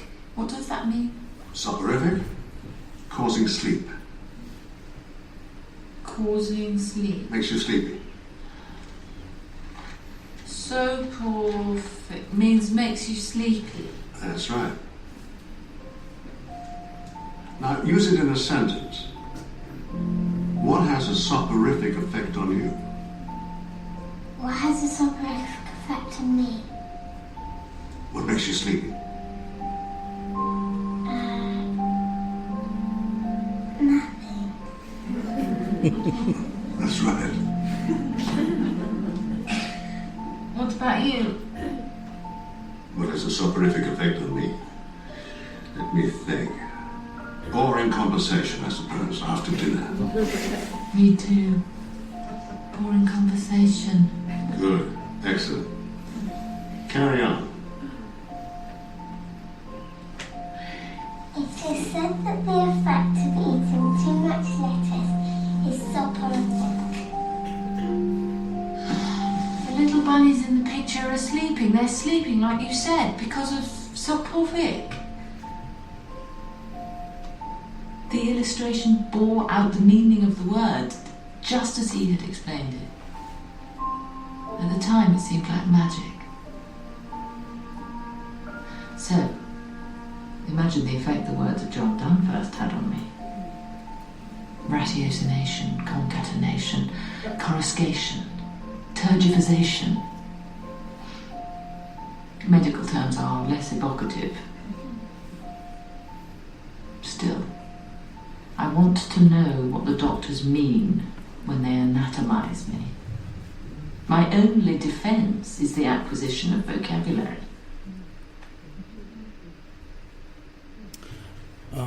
What a beautiful scene. Now we have some more information about Vivian, right?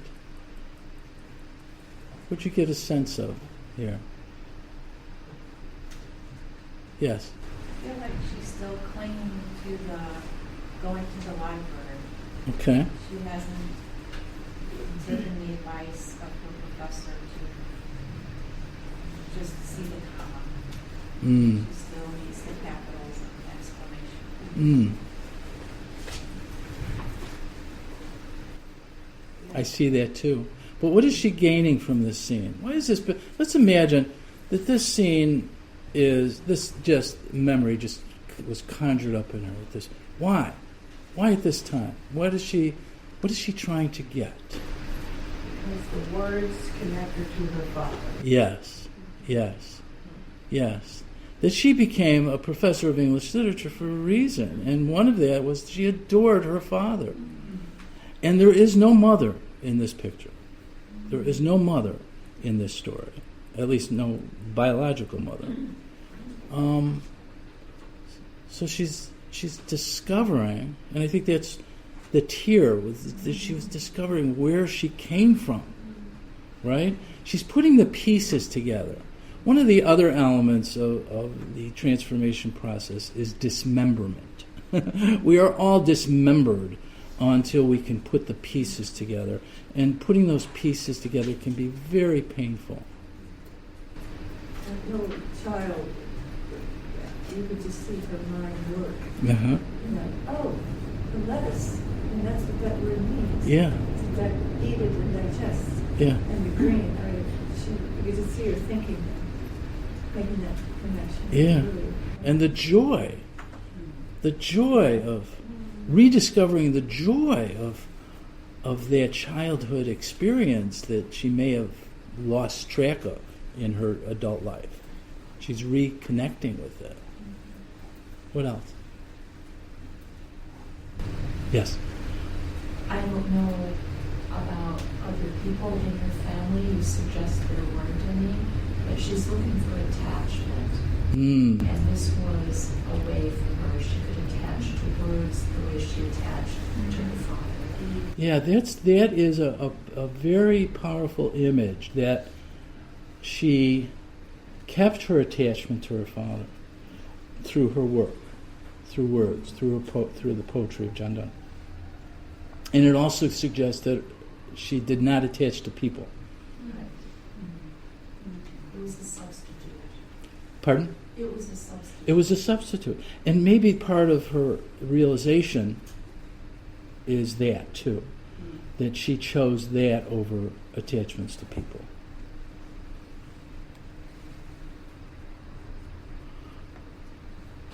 Okay. Now here's the spirit of the depths. So in contrast to the spirit of the times that I called prolonging life, all the elements of the medical model I mentioned before, now we're getting to the other side of the equation. Promoting comfort is an ethical switch when we start talking about palliative care and hospice.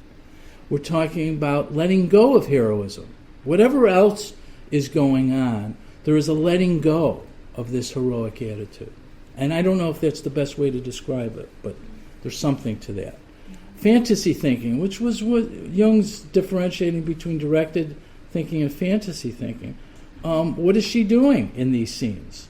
She's fantasizing. She's going back. These aren't just memories. These are living images that are within her in the present that she is working with and trying to understand their meaning, trying to derive meaning, sorting the wheat from the chaff.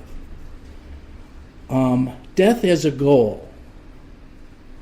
Where did that come from? Jung said that a couple of times. He said, if we look at death from a psychological perspective, then it's a goal. And whenever I told hospice people that, they looked at me like I had two heads.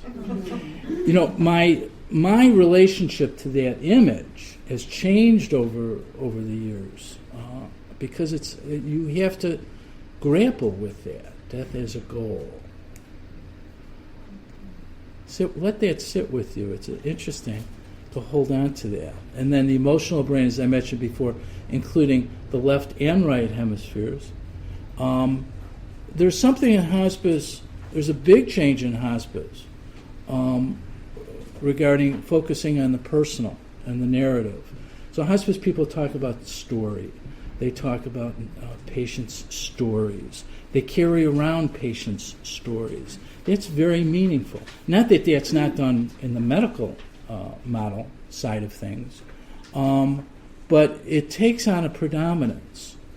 Things like we wonder about patients' death. The medical model thinks that you can come up with a list of criteria so that you can predict when somebody's going to die, which is absurd. On this side of things, we know that if somebody is staying alive, particularly way beyond the body's ability to do so, we often ask the question, what is it that they're staying alive for? And we ask the families, and sometimes the families will ask the patient, is there something? And sometimes it's an event, an anniversary, or they have to finish something that they started, or something. I remember a young man in his 40s that had pancreatic cancer that was 3 weeks at the end of his life he was comatose. 3 weeks, no liquids, nothing. And we believe that he was waiting for his son's graduation. from high school. And quite literally, his son came home after graduating and went to his father's bedside, and in cap and gown, he reached over to his father and told his father that he was done, he graduated. And his father stopped breathing within 30 minutes. And I've had arguments with doctors who try to convince me that if we just provide enough science, we can figure out when somebody's going to die. And I tell them, good luck. And then lastly, spirit of the depths means something about change is coming from the inside. This is not just chemotherapy. This is not just what's happening on the outside. It's not just what's happening to the body. It's what is changing inside. And our film depicts that beautifully. Okay, let's take another 10-minute break. Is there anything anybody wants to say? Any comments? Any anecdotes? Yes? Yeah, just a comment. A lot of times it seems that people wait until they're alone. Yes. Pass on. Yes. And I'm just wondering, with your experience, as and all that you've done, what is your comment on that? What do I believe is going on? Well, first of all, I'll validate yes. We prepare families because they can't stand vigil, and so many times the patient waits until the loved one leaves, and then the loved one feels like they abandon them or they feel bad about that. But we prepare them that. What do I think is going on? Well, it kind of goes along with the experience that I experience all the time that hospice people will tell you about, is that when somebody's dying, they're often in a different place. Their eyes are closed. They look as though they're asleep, but part of them is in a different place in which they're experiencing dead people talking to them, people that have already passed, that are speaking to them, that are arguing with them in some cases, that something is going on there, because the families will say, "Oh, they're talking about Uncle Joe. Uncle Joe passed away," and that has happened so many times in my career. And if you talk to any hospice person, they'll tell you. But there's no validation of that in a hospice curricula. They won't tell you. They'll call it delirium. But I think that's archetypal. And what is happening there? Something is happening there. You see what I'm saying? Something is happening. I'll leave it at that. Okay, let's take a break. 10 minutes. Let's get back together. I want to, Mary, I would like you to share your story, if you're willing to share it with the group, because I think it's important. And I'm going to follow up with a similar story of a patient that I experienced in working in palliative care. Mary, why don't you share that? My husband, Peter Thompson, was a patient at Northwestern. He died, it'll be 7 years this May. We were in the cancer doctor's office, and my daughter was with me, and I was there, and Peter was suffering terribly from the effects of the chemo treatment. And he was at the sink throwing up, and he suddenly stopped and he looked at the doctor and he said, "I can't do this anymore." And the doctor was very together. This was a good experience that we can talk about it that way.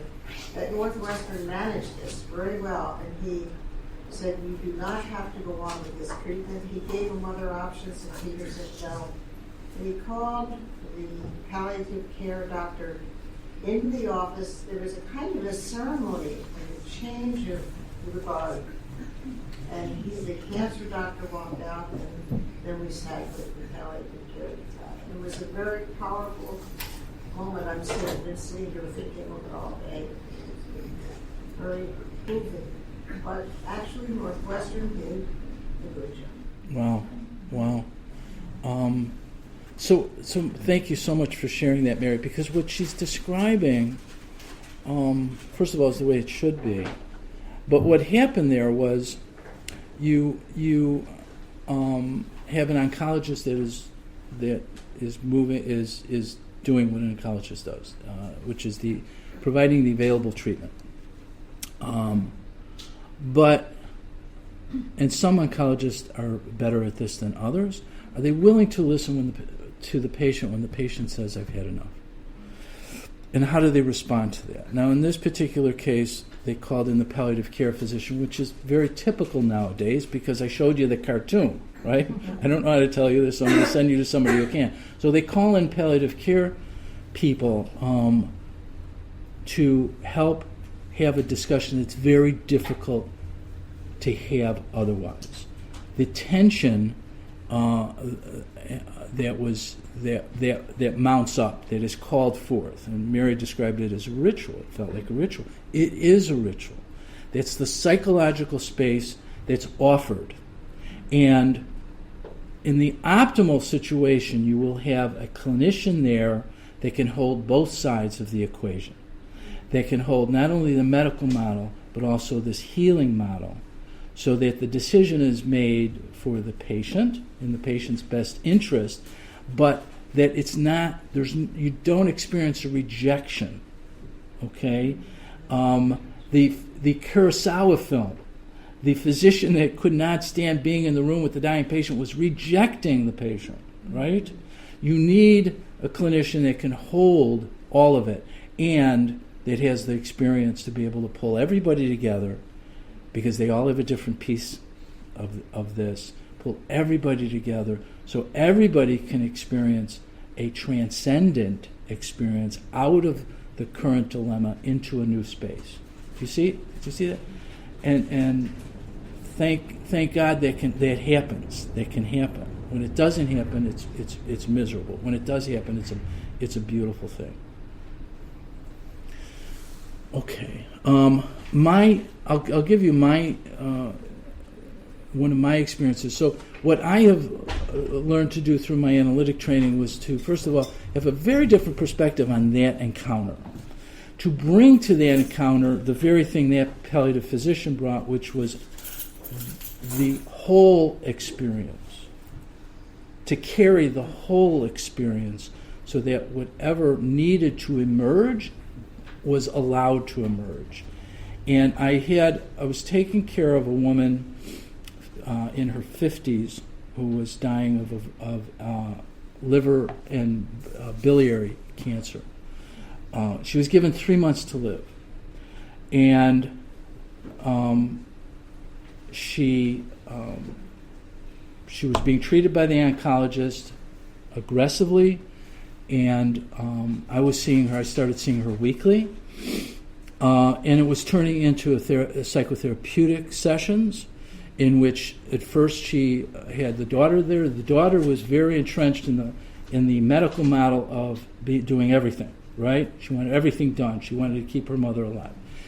At about the third or fourth session, my patient, her name was Teddy, she asked her daughter to leave at a certain point in the interview.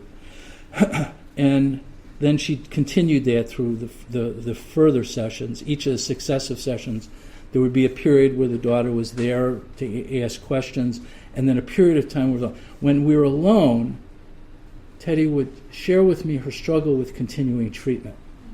That she was doing so not only for her daughter and her grandchild, who she was living with, but also for the oncologist. And week after week, I would see her deteriorating. I would come in and she was vomiting and she was in pain, and we were trying to stay on top of the symptoms. And I was getting very angry at the oncologist that was allowing this to continue when I knew it was very clear that she was dying. But each session, she would tell me how difficult it was for her to continue, to go on, to continue to bear this suffering. And then something changed in one session.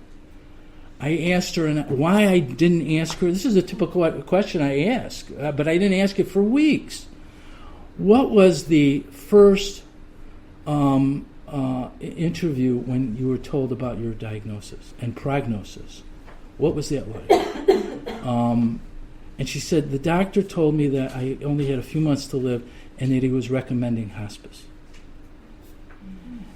And the reason was the treatment that he had available was not going to, would make her very sick and would probably not necessarily prolong her life. And if it did, it would prolong it for weeks, not months. And she told me, she said she broke down. She just broke down. And she says, please, don't give up on me. Please don't give up on me. Now, as soon as she told me that, I was just flooded with a realization, oh my, because in a previous session she had told me, and actually the first session she had told me when she was growing up and she was 13 years old, her parents divorced. Her father was a drug addict. Her mother took up with a boyfriend. The boyfriend and my client didn't get along, so her mother kicked her out of the house. And at 13 years old, she went to live with a girlfriend of hers whose parents were willing to parent her. And they parented her until she was old enough to go to college. And she went to college and she built a life. And she built a family for herself. So when she told me that the oncologist was willing to treat her because she pleaded with him not to give up, it was because I realized that she had been abandoned by her parents. And she was asking the oncologist to do something, to remedy something that had transpired at such a young age.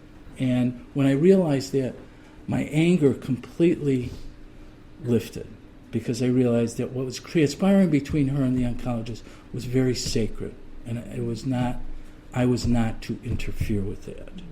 And the week after that, the oncologist had told her that he had come to the realization, and I never called him, that the chemo was causing her more harm than good, and that he was recommending hospice. Now, it was then that she was ready for hospice, not that first session. She got hospice. We provided hospice services for her with continuous care. She lived another week. She was surrounded by her family, and she was cared for, and she was comfortable. Do you see that? See what miraculous things can occur in that space, and how easy it is, these dynamics of anger.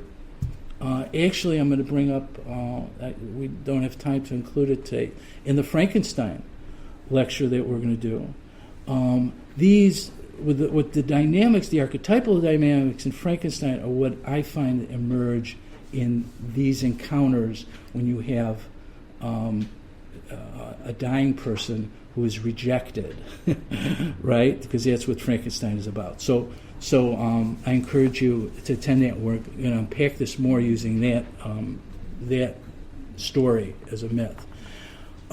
Integration of shadow. Shadow was one of Jung's hallmark components of the psyche, but also theories. Very, very important. What is happening here is not only a recollection that Vivian is going through, a recollection of herself, a putting together of pieces of herself, but also she's integrating shadow. Who represents her shadow in this story?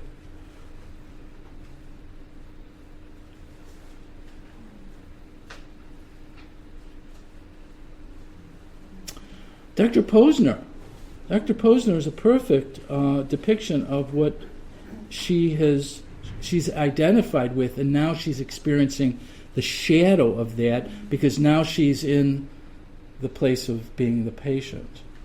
Do you see? So this integration process is going on, and it's depicted in the film in these next couple of scenes. Okay.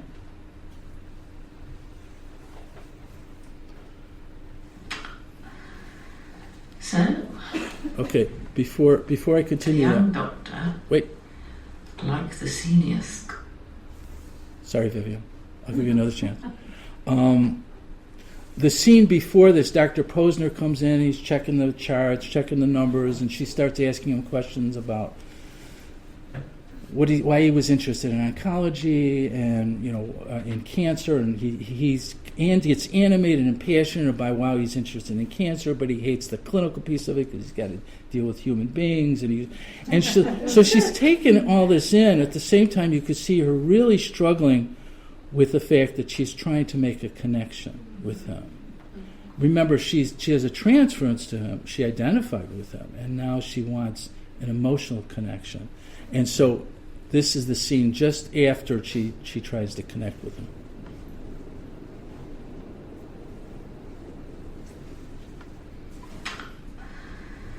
So, the young doctor, like the senior scholar, prefers research to humanity. At the same time, the senior scholar, in her pathetic status simpering victim, wishes the young doctor would take more interest in personal contact. Now, I suppose we shall see how the senior scholar ruthlessly denied her simpering students the touch of human kindness she now seeks.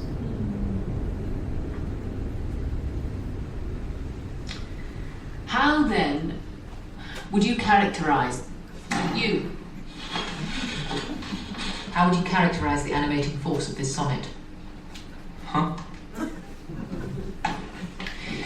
In this sonnet, what is the principal poetic device? I'll give you a hint. It has nothing to do with football. What propels this sonnet? You can come to this class prepared, or you can excuse yourself from this class, this department, and this university. Do not think for a moment that I will tolerate anything in between.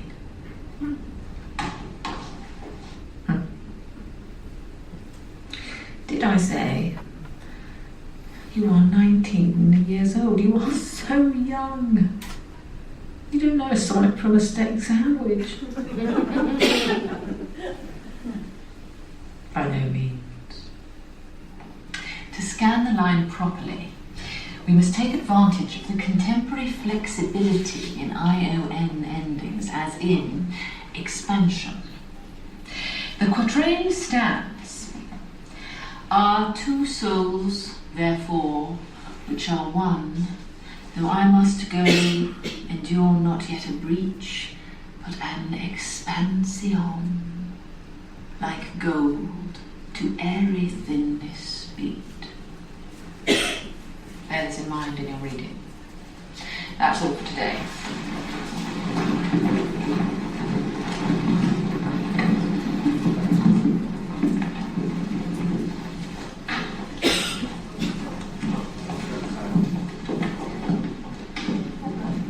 Professor Baring, can I talk to you for a minute? You may. I need to ask for an extension on my paper. I'm really sorry, I know your policy, but... Don't tell me. Your grandmother died. You knew? It was a guess. I have to go home. Do what you will, but the paper is due when it is due.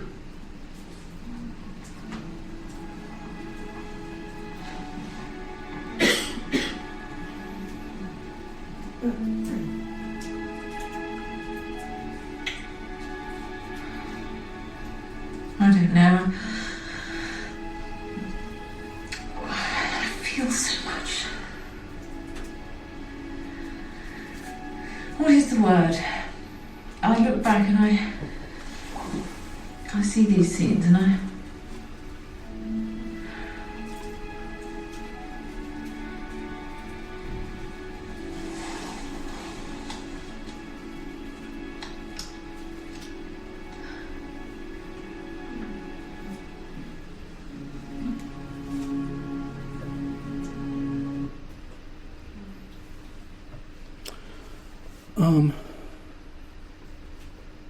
This next scene is the very next scene, but I want to introduce it. So this idea of shadow integration, this is a very painful process. It's depicted in different ways in mythology, in alchemy, and Jung grabbed onto the images that are associated with transformation.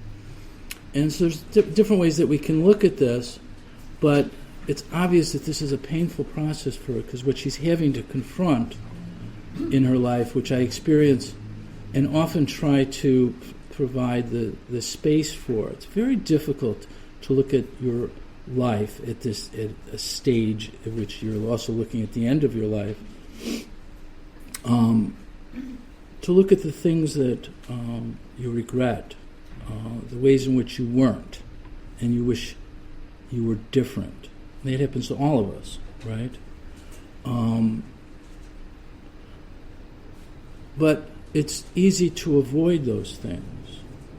A woman that I was seeing, name was Rose. I saw her for 2.5 years while she had metastatic breast cancer, and she was being treated with radiation for the bone metastases that she had rather successfully to keep her alive. She was given a 6-month prognosis. And during that time, I saw her weekly during my clinical training program here at the Institute.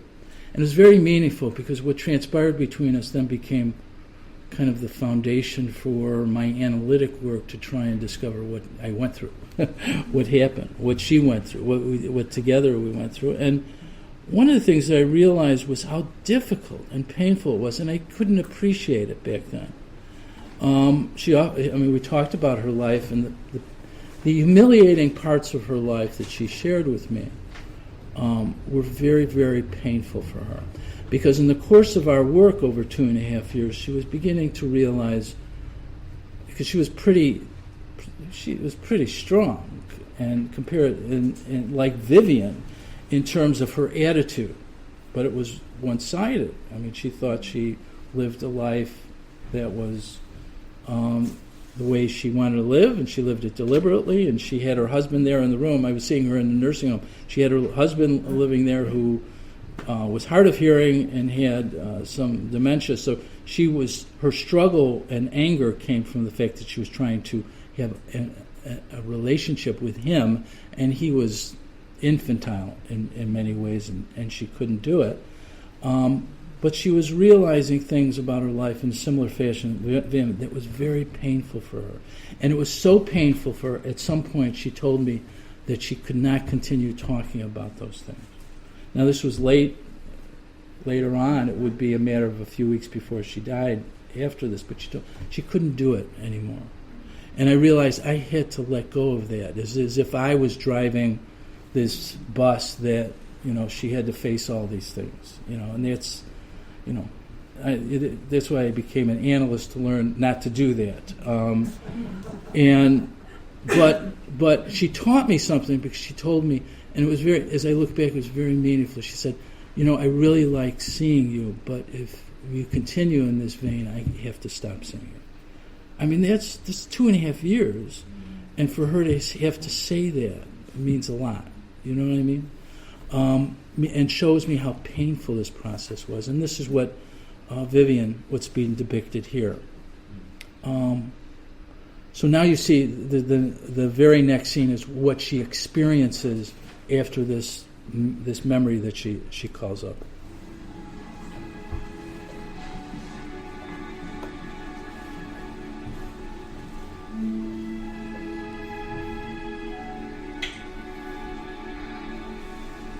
I don't know. I feel so much. What is the word? I look back and I see these scenes and I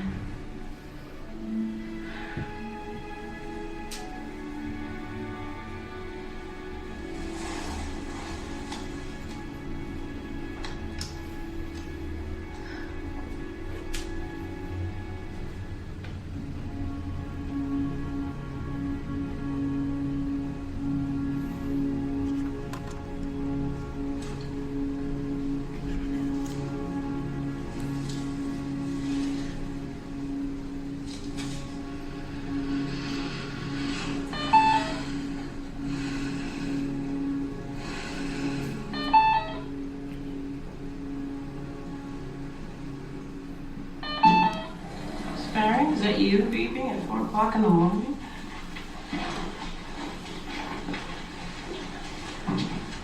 Did I wake you? Sorry, just I get secluded sometimes. No, I was awake. Where? What's the trouble, sweetheart? Oh, I don't know. Can't sleep? No. I just keep thinking. If you do that too much, you can get kind of confused. I know. I can't seem to figure things out. I'm in a quandary, having these doubts. Well, what you're doing is very hard. Hard things are what I like best. No, but it's not the same. It's like it's out of control, isn't it?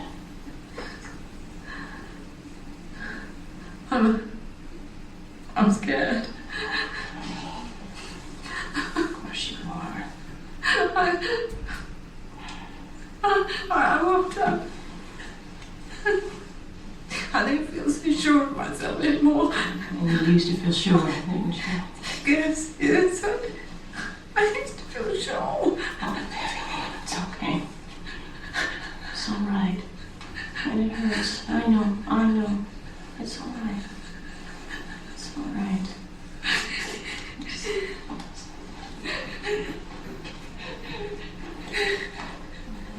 It's all right. Baby, that's okay. It's all right. Hey, Vivian, you want a popsicle? Okay. I'm gonna go get one. I'll be right back.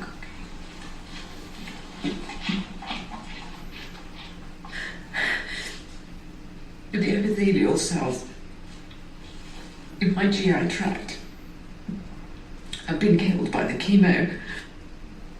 The cold popsicle feels good. It's something I can digest and it helps keep me hydrated. For your information.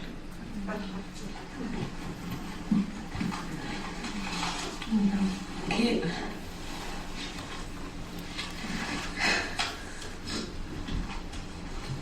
Here. Sure? Thanks. Kit.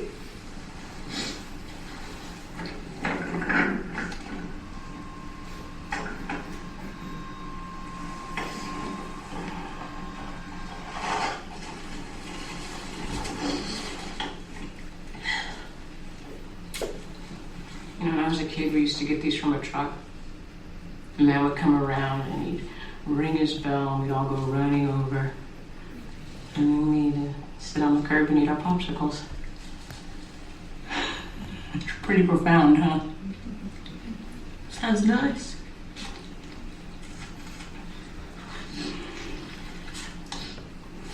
Vivian, there's something we need to talk about. That you need to think about.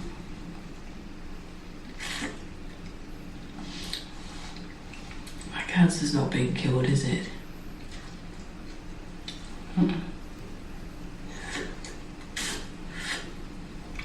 They never expected it to be, did they? Well, they thought the drugs would make the tumor get smaller. And it has. It's gotten a lot smaller. But the problem is it started in other places too. And I mean, they've learned a lot for their research, and it was the best thing they had to give you. It was the strongest drugs. It's just that there really isn't a good cure for what you have yet. For advanced ovarian. I'm sorry, they should have explained this to you. I knew. You did? I read between the lines.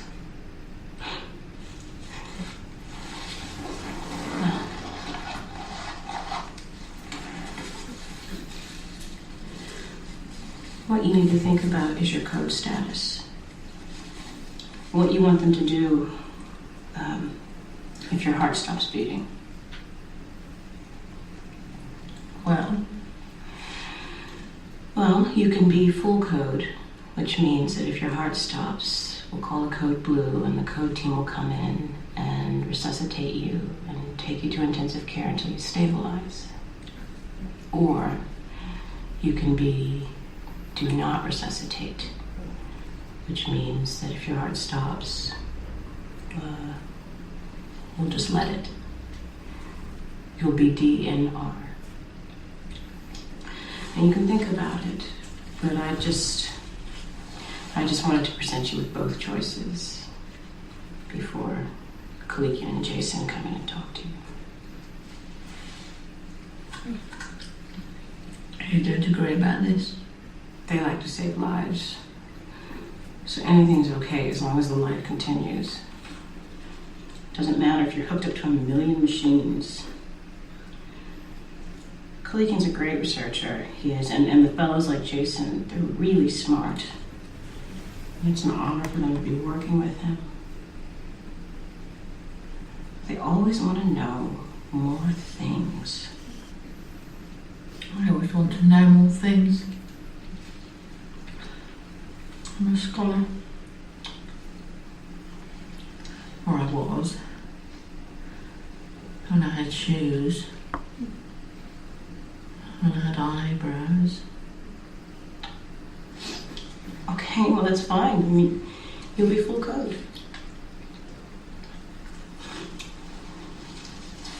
No. Don't complicate the matter. No, really, it's fine. It's up to you. Just let it stop. Really? Yes. So if your heart stops beating, just let it stop.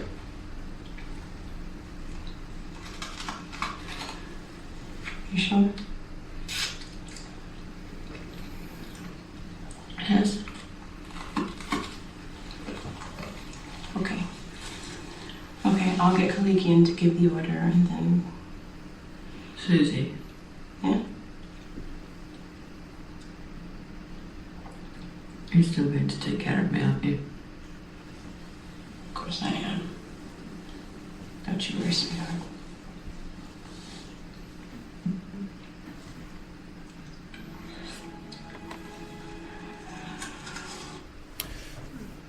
Two important shifts take place in that scene.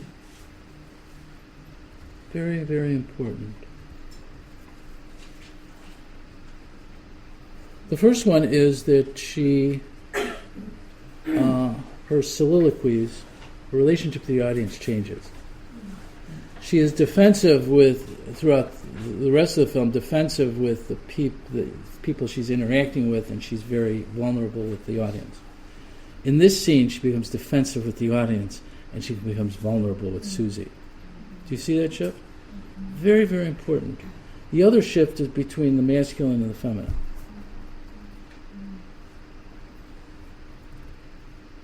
She now opens up to the feminine. And that's a significant shift in her story, and I think in her personality. We have the sense that she grew up with a father. She had no relationship with a mother. We're not sure what her relationship was with women, if she idealized women or if she only idealized or identified with men. And that's not serving her in this case, right? That's not serving her in her experience. And part of the change that she's experienced is in her relationship to the feminine. This is a quote that I've carried around with me for quite a while since I read Lynn Cowan's book on masochism. And masochism she uses to equate it to individuation.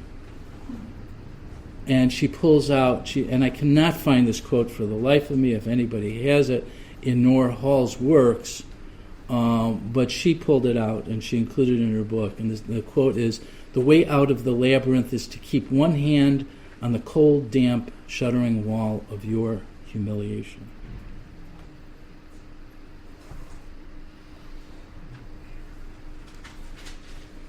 I am going to, in the interest of time, I'm going to skip over alchemy. I can go back to it if we have time left, but I don't think we will. In a very important essay that I've gone back to now multiple times is Jung's essay on the Mass and the symbolism in the Mass. And when I go back to it, I learn something new each time. And this is relevant to our story here. It is an act of self-recollection, a gathering together of what is scattered, of all things in us that have never properly related, and a coming to terms with oneself with a view to achieving full consciousness. Unconscious self-sacrifice is merely an accident, not a moral act. Self-recollection, however, is the hardest and most repellent thing there is for man, who is predominantly unconscious. Human nature has an invincible dread of becoming more conscious of herself, of itself. Vivian is becoming conscious of herself. And it is very, very painful and humiliating for her. So what do you make of this scene? That in the scene after this, which I won't show in the interest of time, Vivian talks to the audience and says, what a maudlin display of emotion that she just experienced in that scene. But she ends the scene saying, but there is no getting away from it. This is the way it has to be. And what she's saying is this process of humiliation and integration, there's no way around it. She has to suffer in this way, in this particular way. What about the symbol of the popsicle?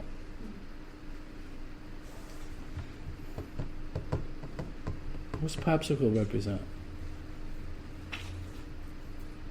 Always back to the childhood. Yes, childhood. And that would make Susie a mother figure in this scene. You see, that psychological transition away from the masculine, away from reason, away from literature, away from done.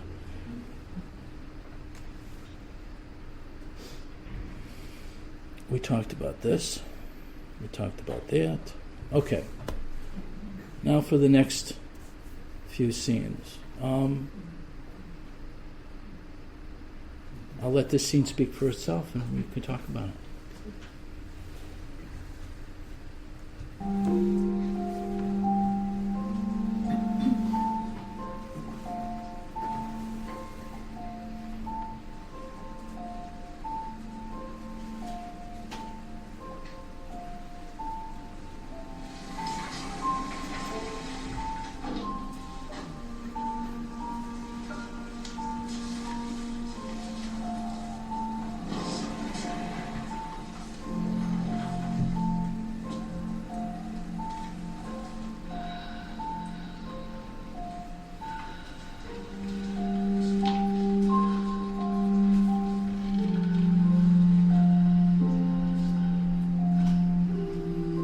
Vivian?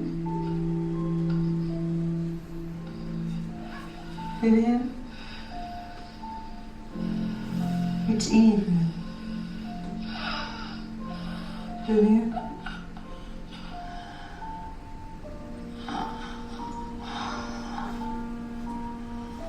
Oh, God.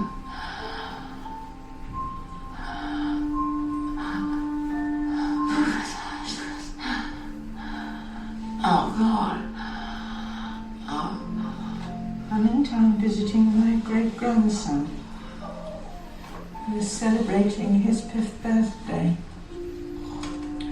I went to see you in your office, and they directed me here. I've been walking all over town. I'd forgotten how early it gets chilly here.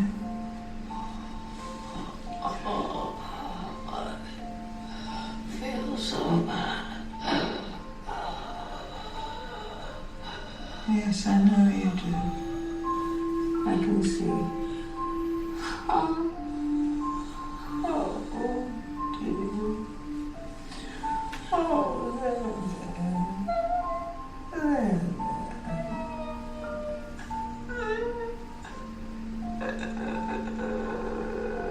Oh, Vivian.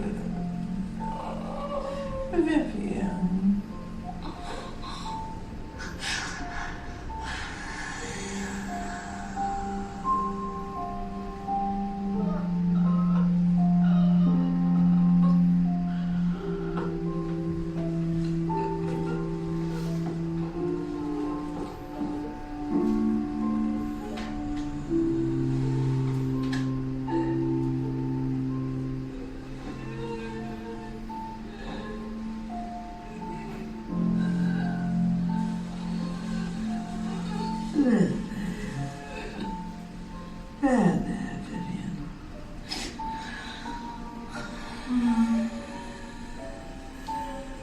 It's a windy day.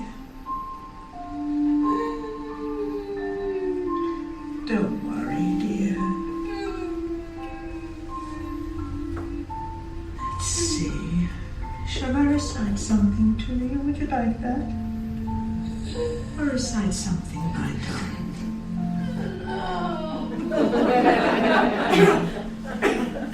Very well.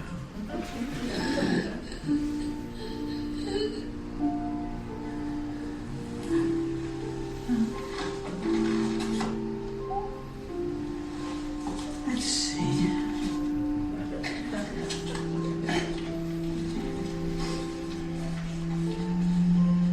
The Runaway Bunny by Margaret Wise Brown. Pictures by Clement Hurd. Copyright 1942. First Harper Trophy edition 1972.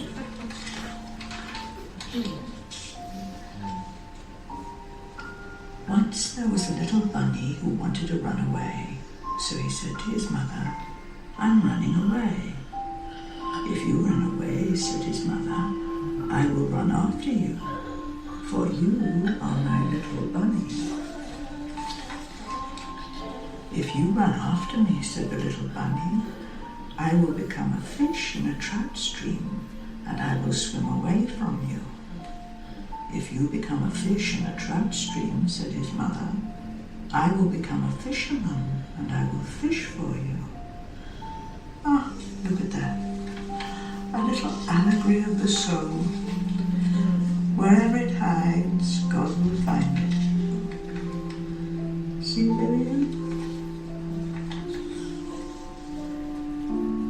"If you become a fisherman," said the little bunny, "I will be a bird and fly away from you." "If you become a bird and fly away from me," said his mother, "I will be a tree that you come home to." Ah, very clever.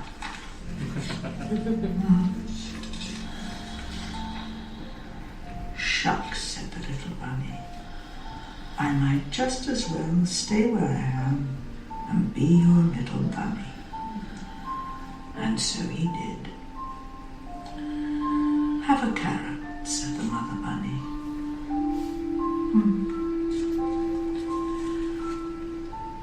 Wonderful.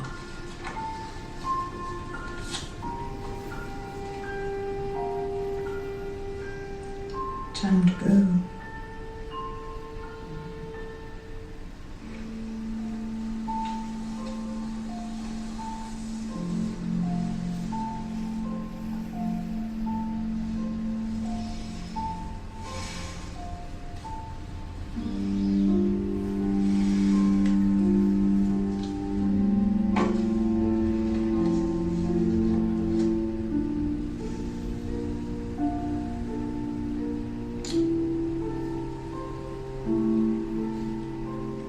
And flights of angels sing thee to thy rest.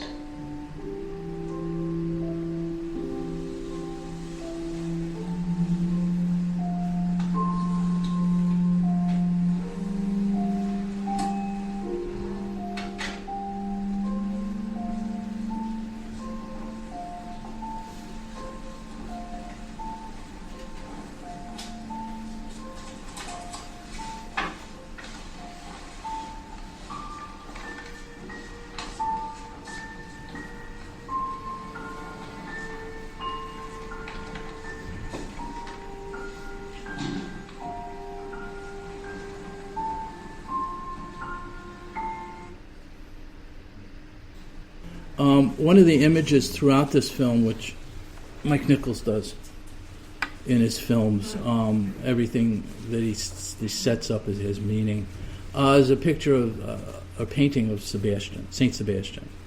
I think, and it's in many of the scenes, if you watch this movie a few times. It's certainly an image they put in there of Vivian's journey of suffering.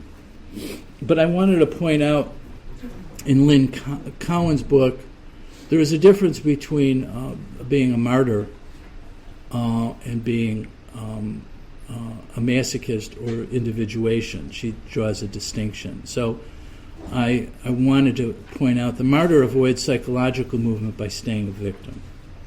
He uses his victim position to victimize others, rising above his suffering in an inflation balloon of moral superiority. Vivian's journey is one of individuation. She did not turn away from her task, right? She recollected herself, and she arrived at a place in the end of that scene where she can be fully herself and be what she couldn't be with a mother because she didn't have one, to be with Professor Ashford. And they're just a beautiful, beautiful scene. And I love the image of the shawl being pulled through her hand. And Flights of Angels, Sing Thee to Thy Rest. You know where that's from? Shakespeare. And she scolded her about that in an earlier scene. Okay. Do you want to see the last clip? Yeah. Okay.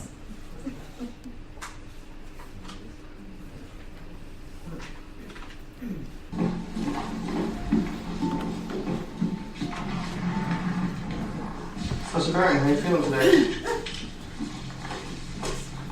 3 p.m. my dehydration totals 2,000 in, 30 out. Oh, that's it.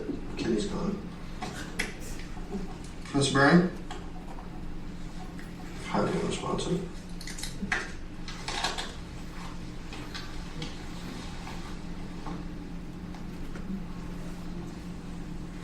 I see.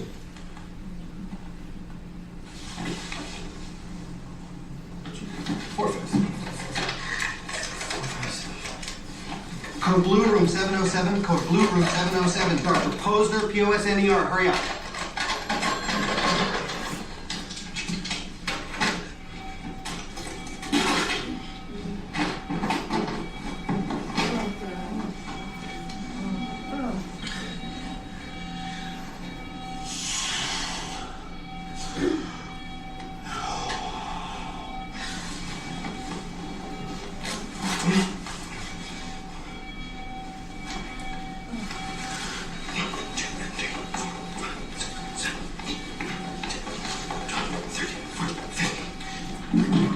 What are you doing? Goddamn code. She's Get DNR. over. She's research. She's no code. Jason, she's no code. Leaking all the order. You were right there. You saw it yourself. God, the code. 575. Cancel code, room 707. Sue Monahan, primary nurse. No, Dr. Posner is... No, I got it. No. Get out of the way. The patient is no code. She's DNR. Let's move it. The patient is Okay, you DNR. can stand clear. She's... Listen. That's She's the way do to not advance. resuscitate. Put the machine on. Let's go. The patient There's is no pulse. code. No pulse. The Get patient that is board no on. Let's code. roll it. Hey, get the bullet on. Wait, stop it. Charging. Listen. Go 1 minute round about Keep it going. By call. Stop doing this. Stop. Let's go. Move out the way. Go. No pulse. Hey, I made a mistake. No code. The patient is no code. Who the hell are you? I'm Sue Monahan. I'm the primary nurse. Let me see the goddamn chart. The patient is no code. Just get away from her. Do not resuscitate. Kalikian. The order was put in yesterday. It's a doctor's squad. What is he, a resident? That is up here on that DNA now. Called a code and a no code.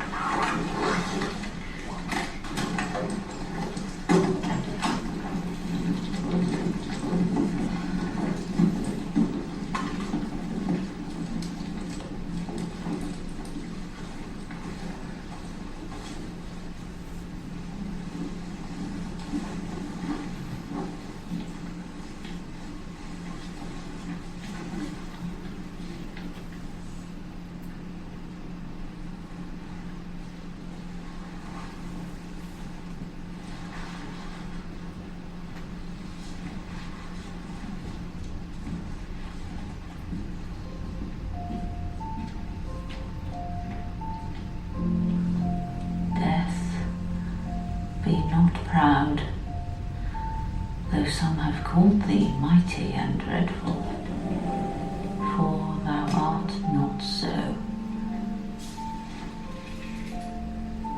For those whom thou thinkst thou dost overthrow, die not, poor death, nor yet canst thou kill me. Thou art slave to fate, chance, kings, and desperate men, and dost with poison, war, and sickness dwell. And folly or charms can make us sleep as well and better than thy stroke. Why swell'st thou then? One short sleep past, we wake eternally, and death shall be no more. Comma. Death, thou shalt die.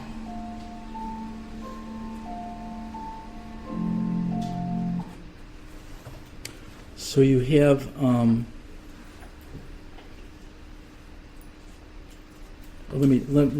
you can leave with this quote from Jung. This is in Memories, Dreams, Reflections. A man should be able to say he has done his best to form a conception of life after death, or to create some image of it, even if he must confess his failure. Not to have done so is a vital loss. In those two last scenes, you have the spirit of the times depicted in the force of the medical model. It's one-sidedness. It's inability to listen. It's the force of it. Doesn't allow space for anything else. And then the previous scene is what can happen in the space that can be opened up once that space is allowed. That scene is almost archetypal in that which Vivian needed came at the end of her life and slipped back into collective unconscious at the end. Okay, thank you so much. I'm sorry I went longer, but thank you for being here.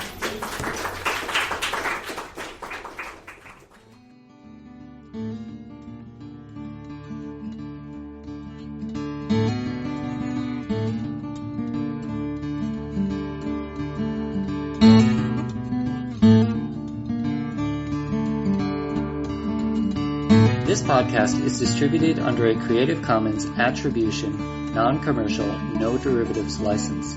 Share it all you like as long as you maintain the attribution to the speaker, but please do not change it or sell it.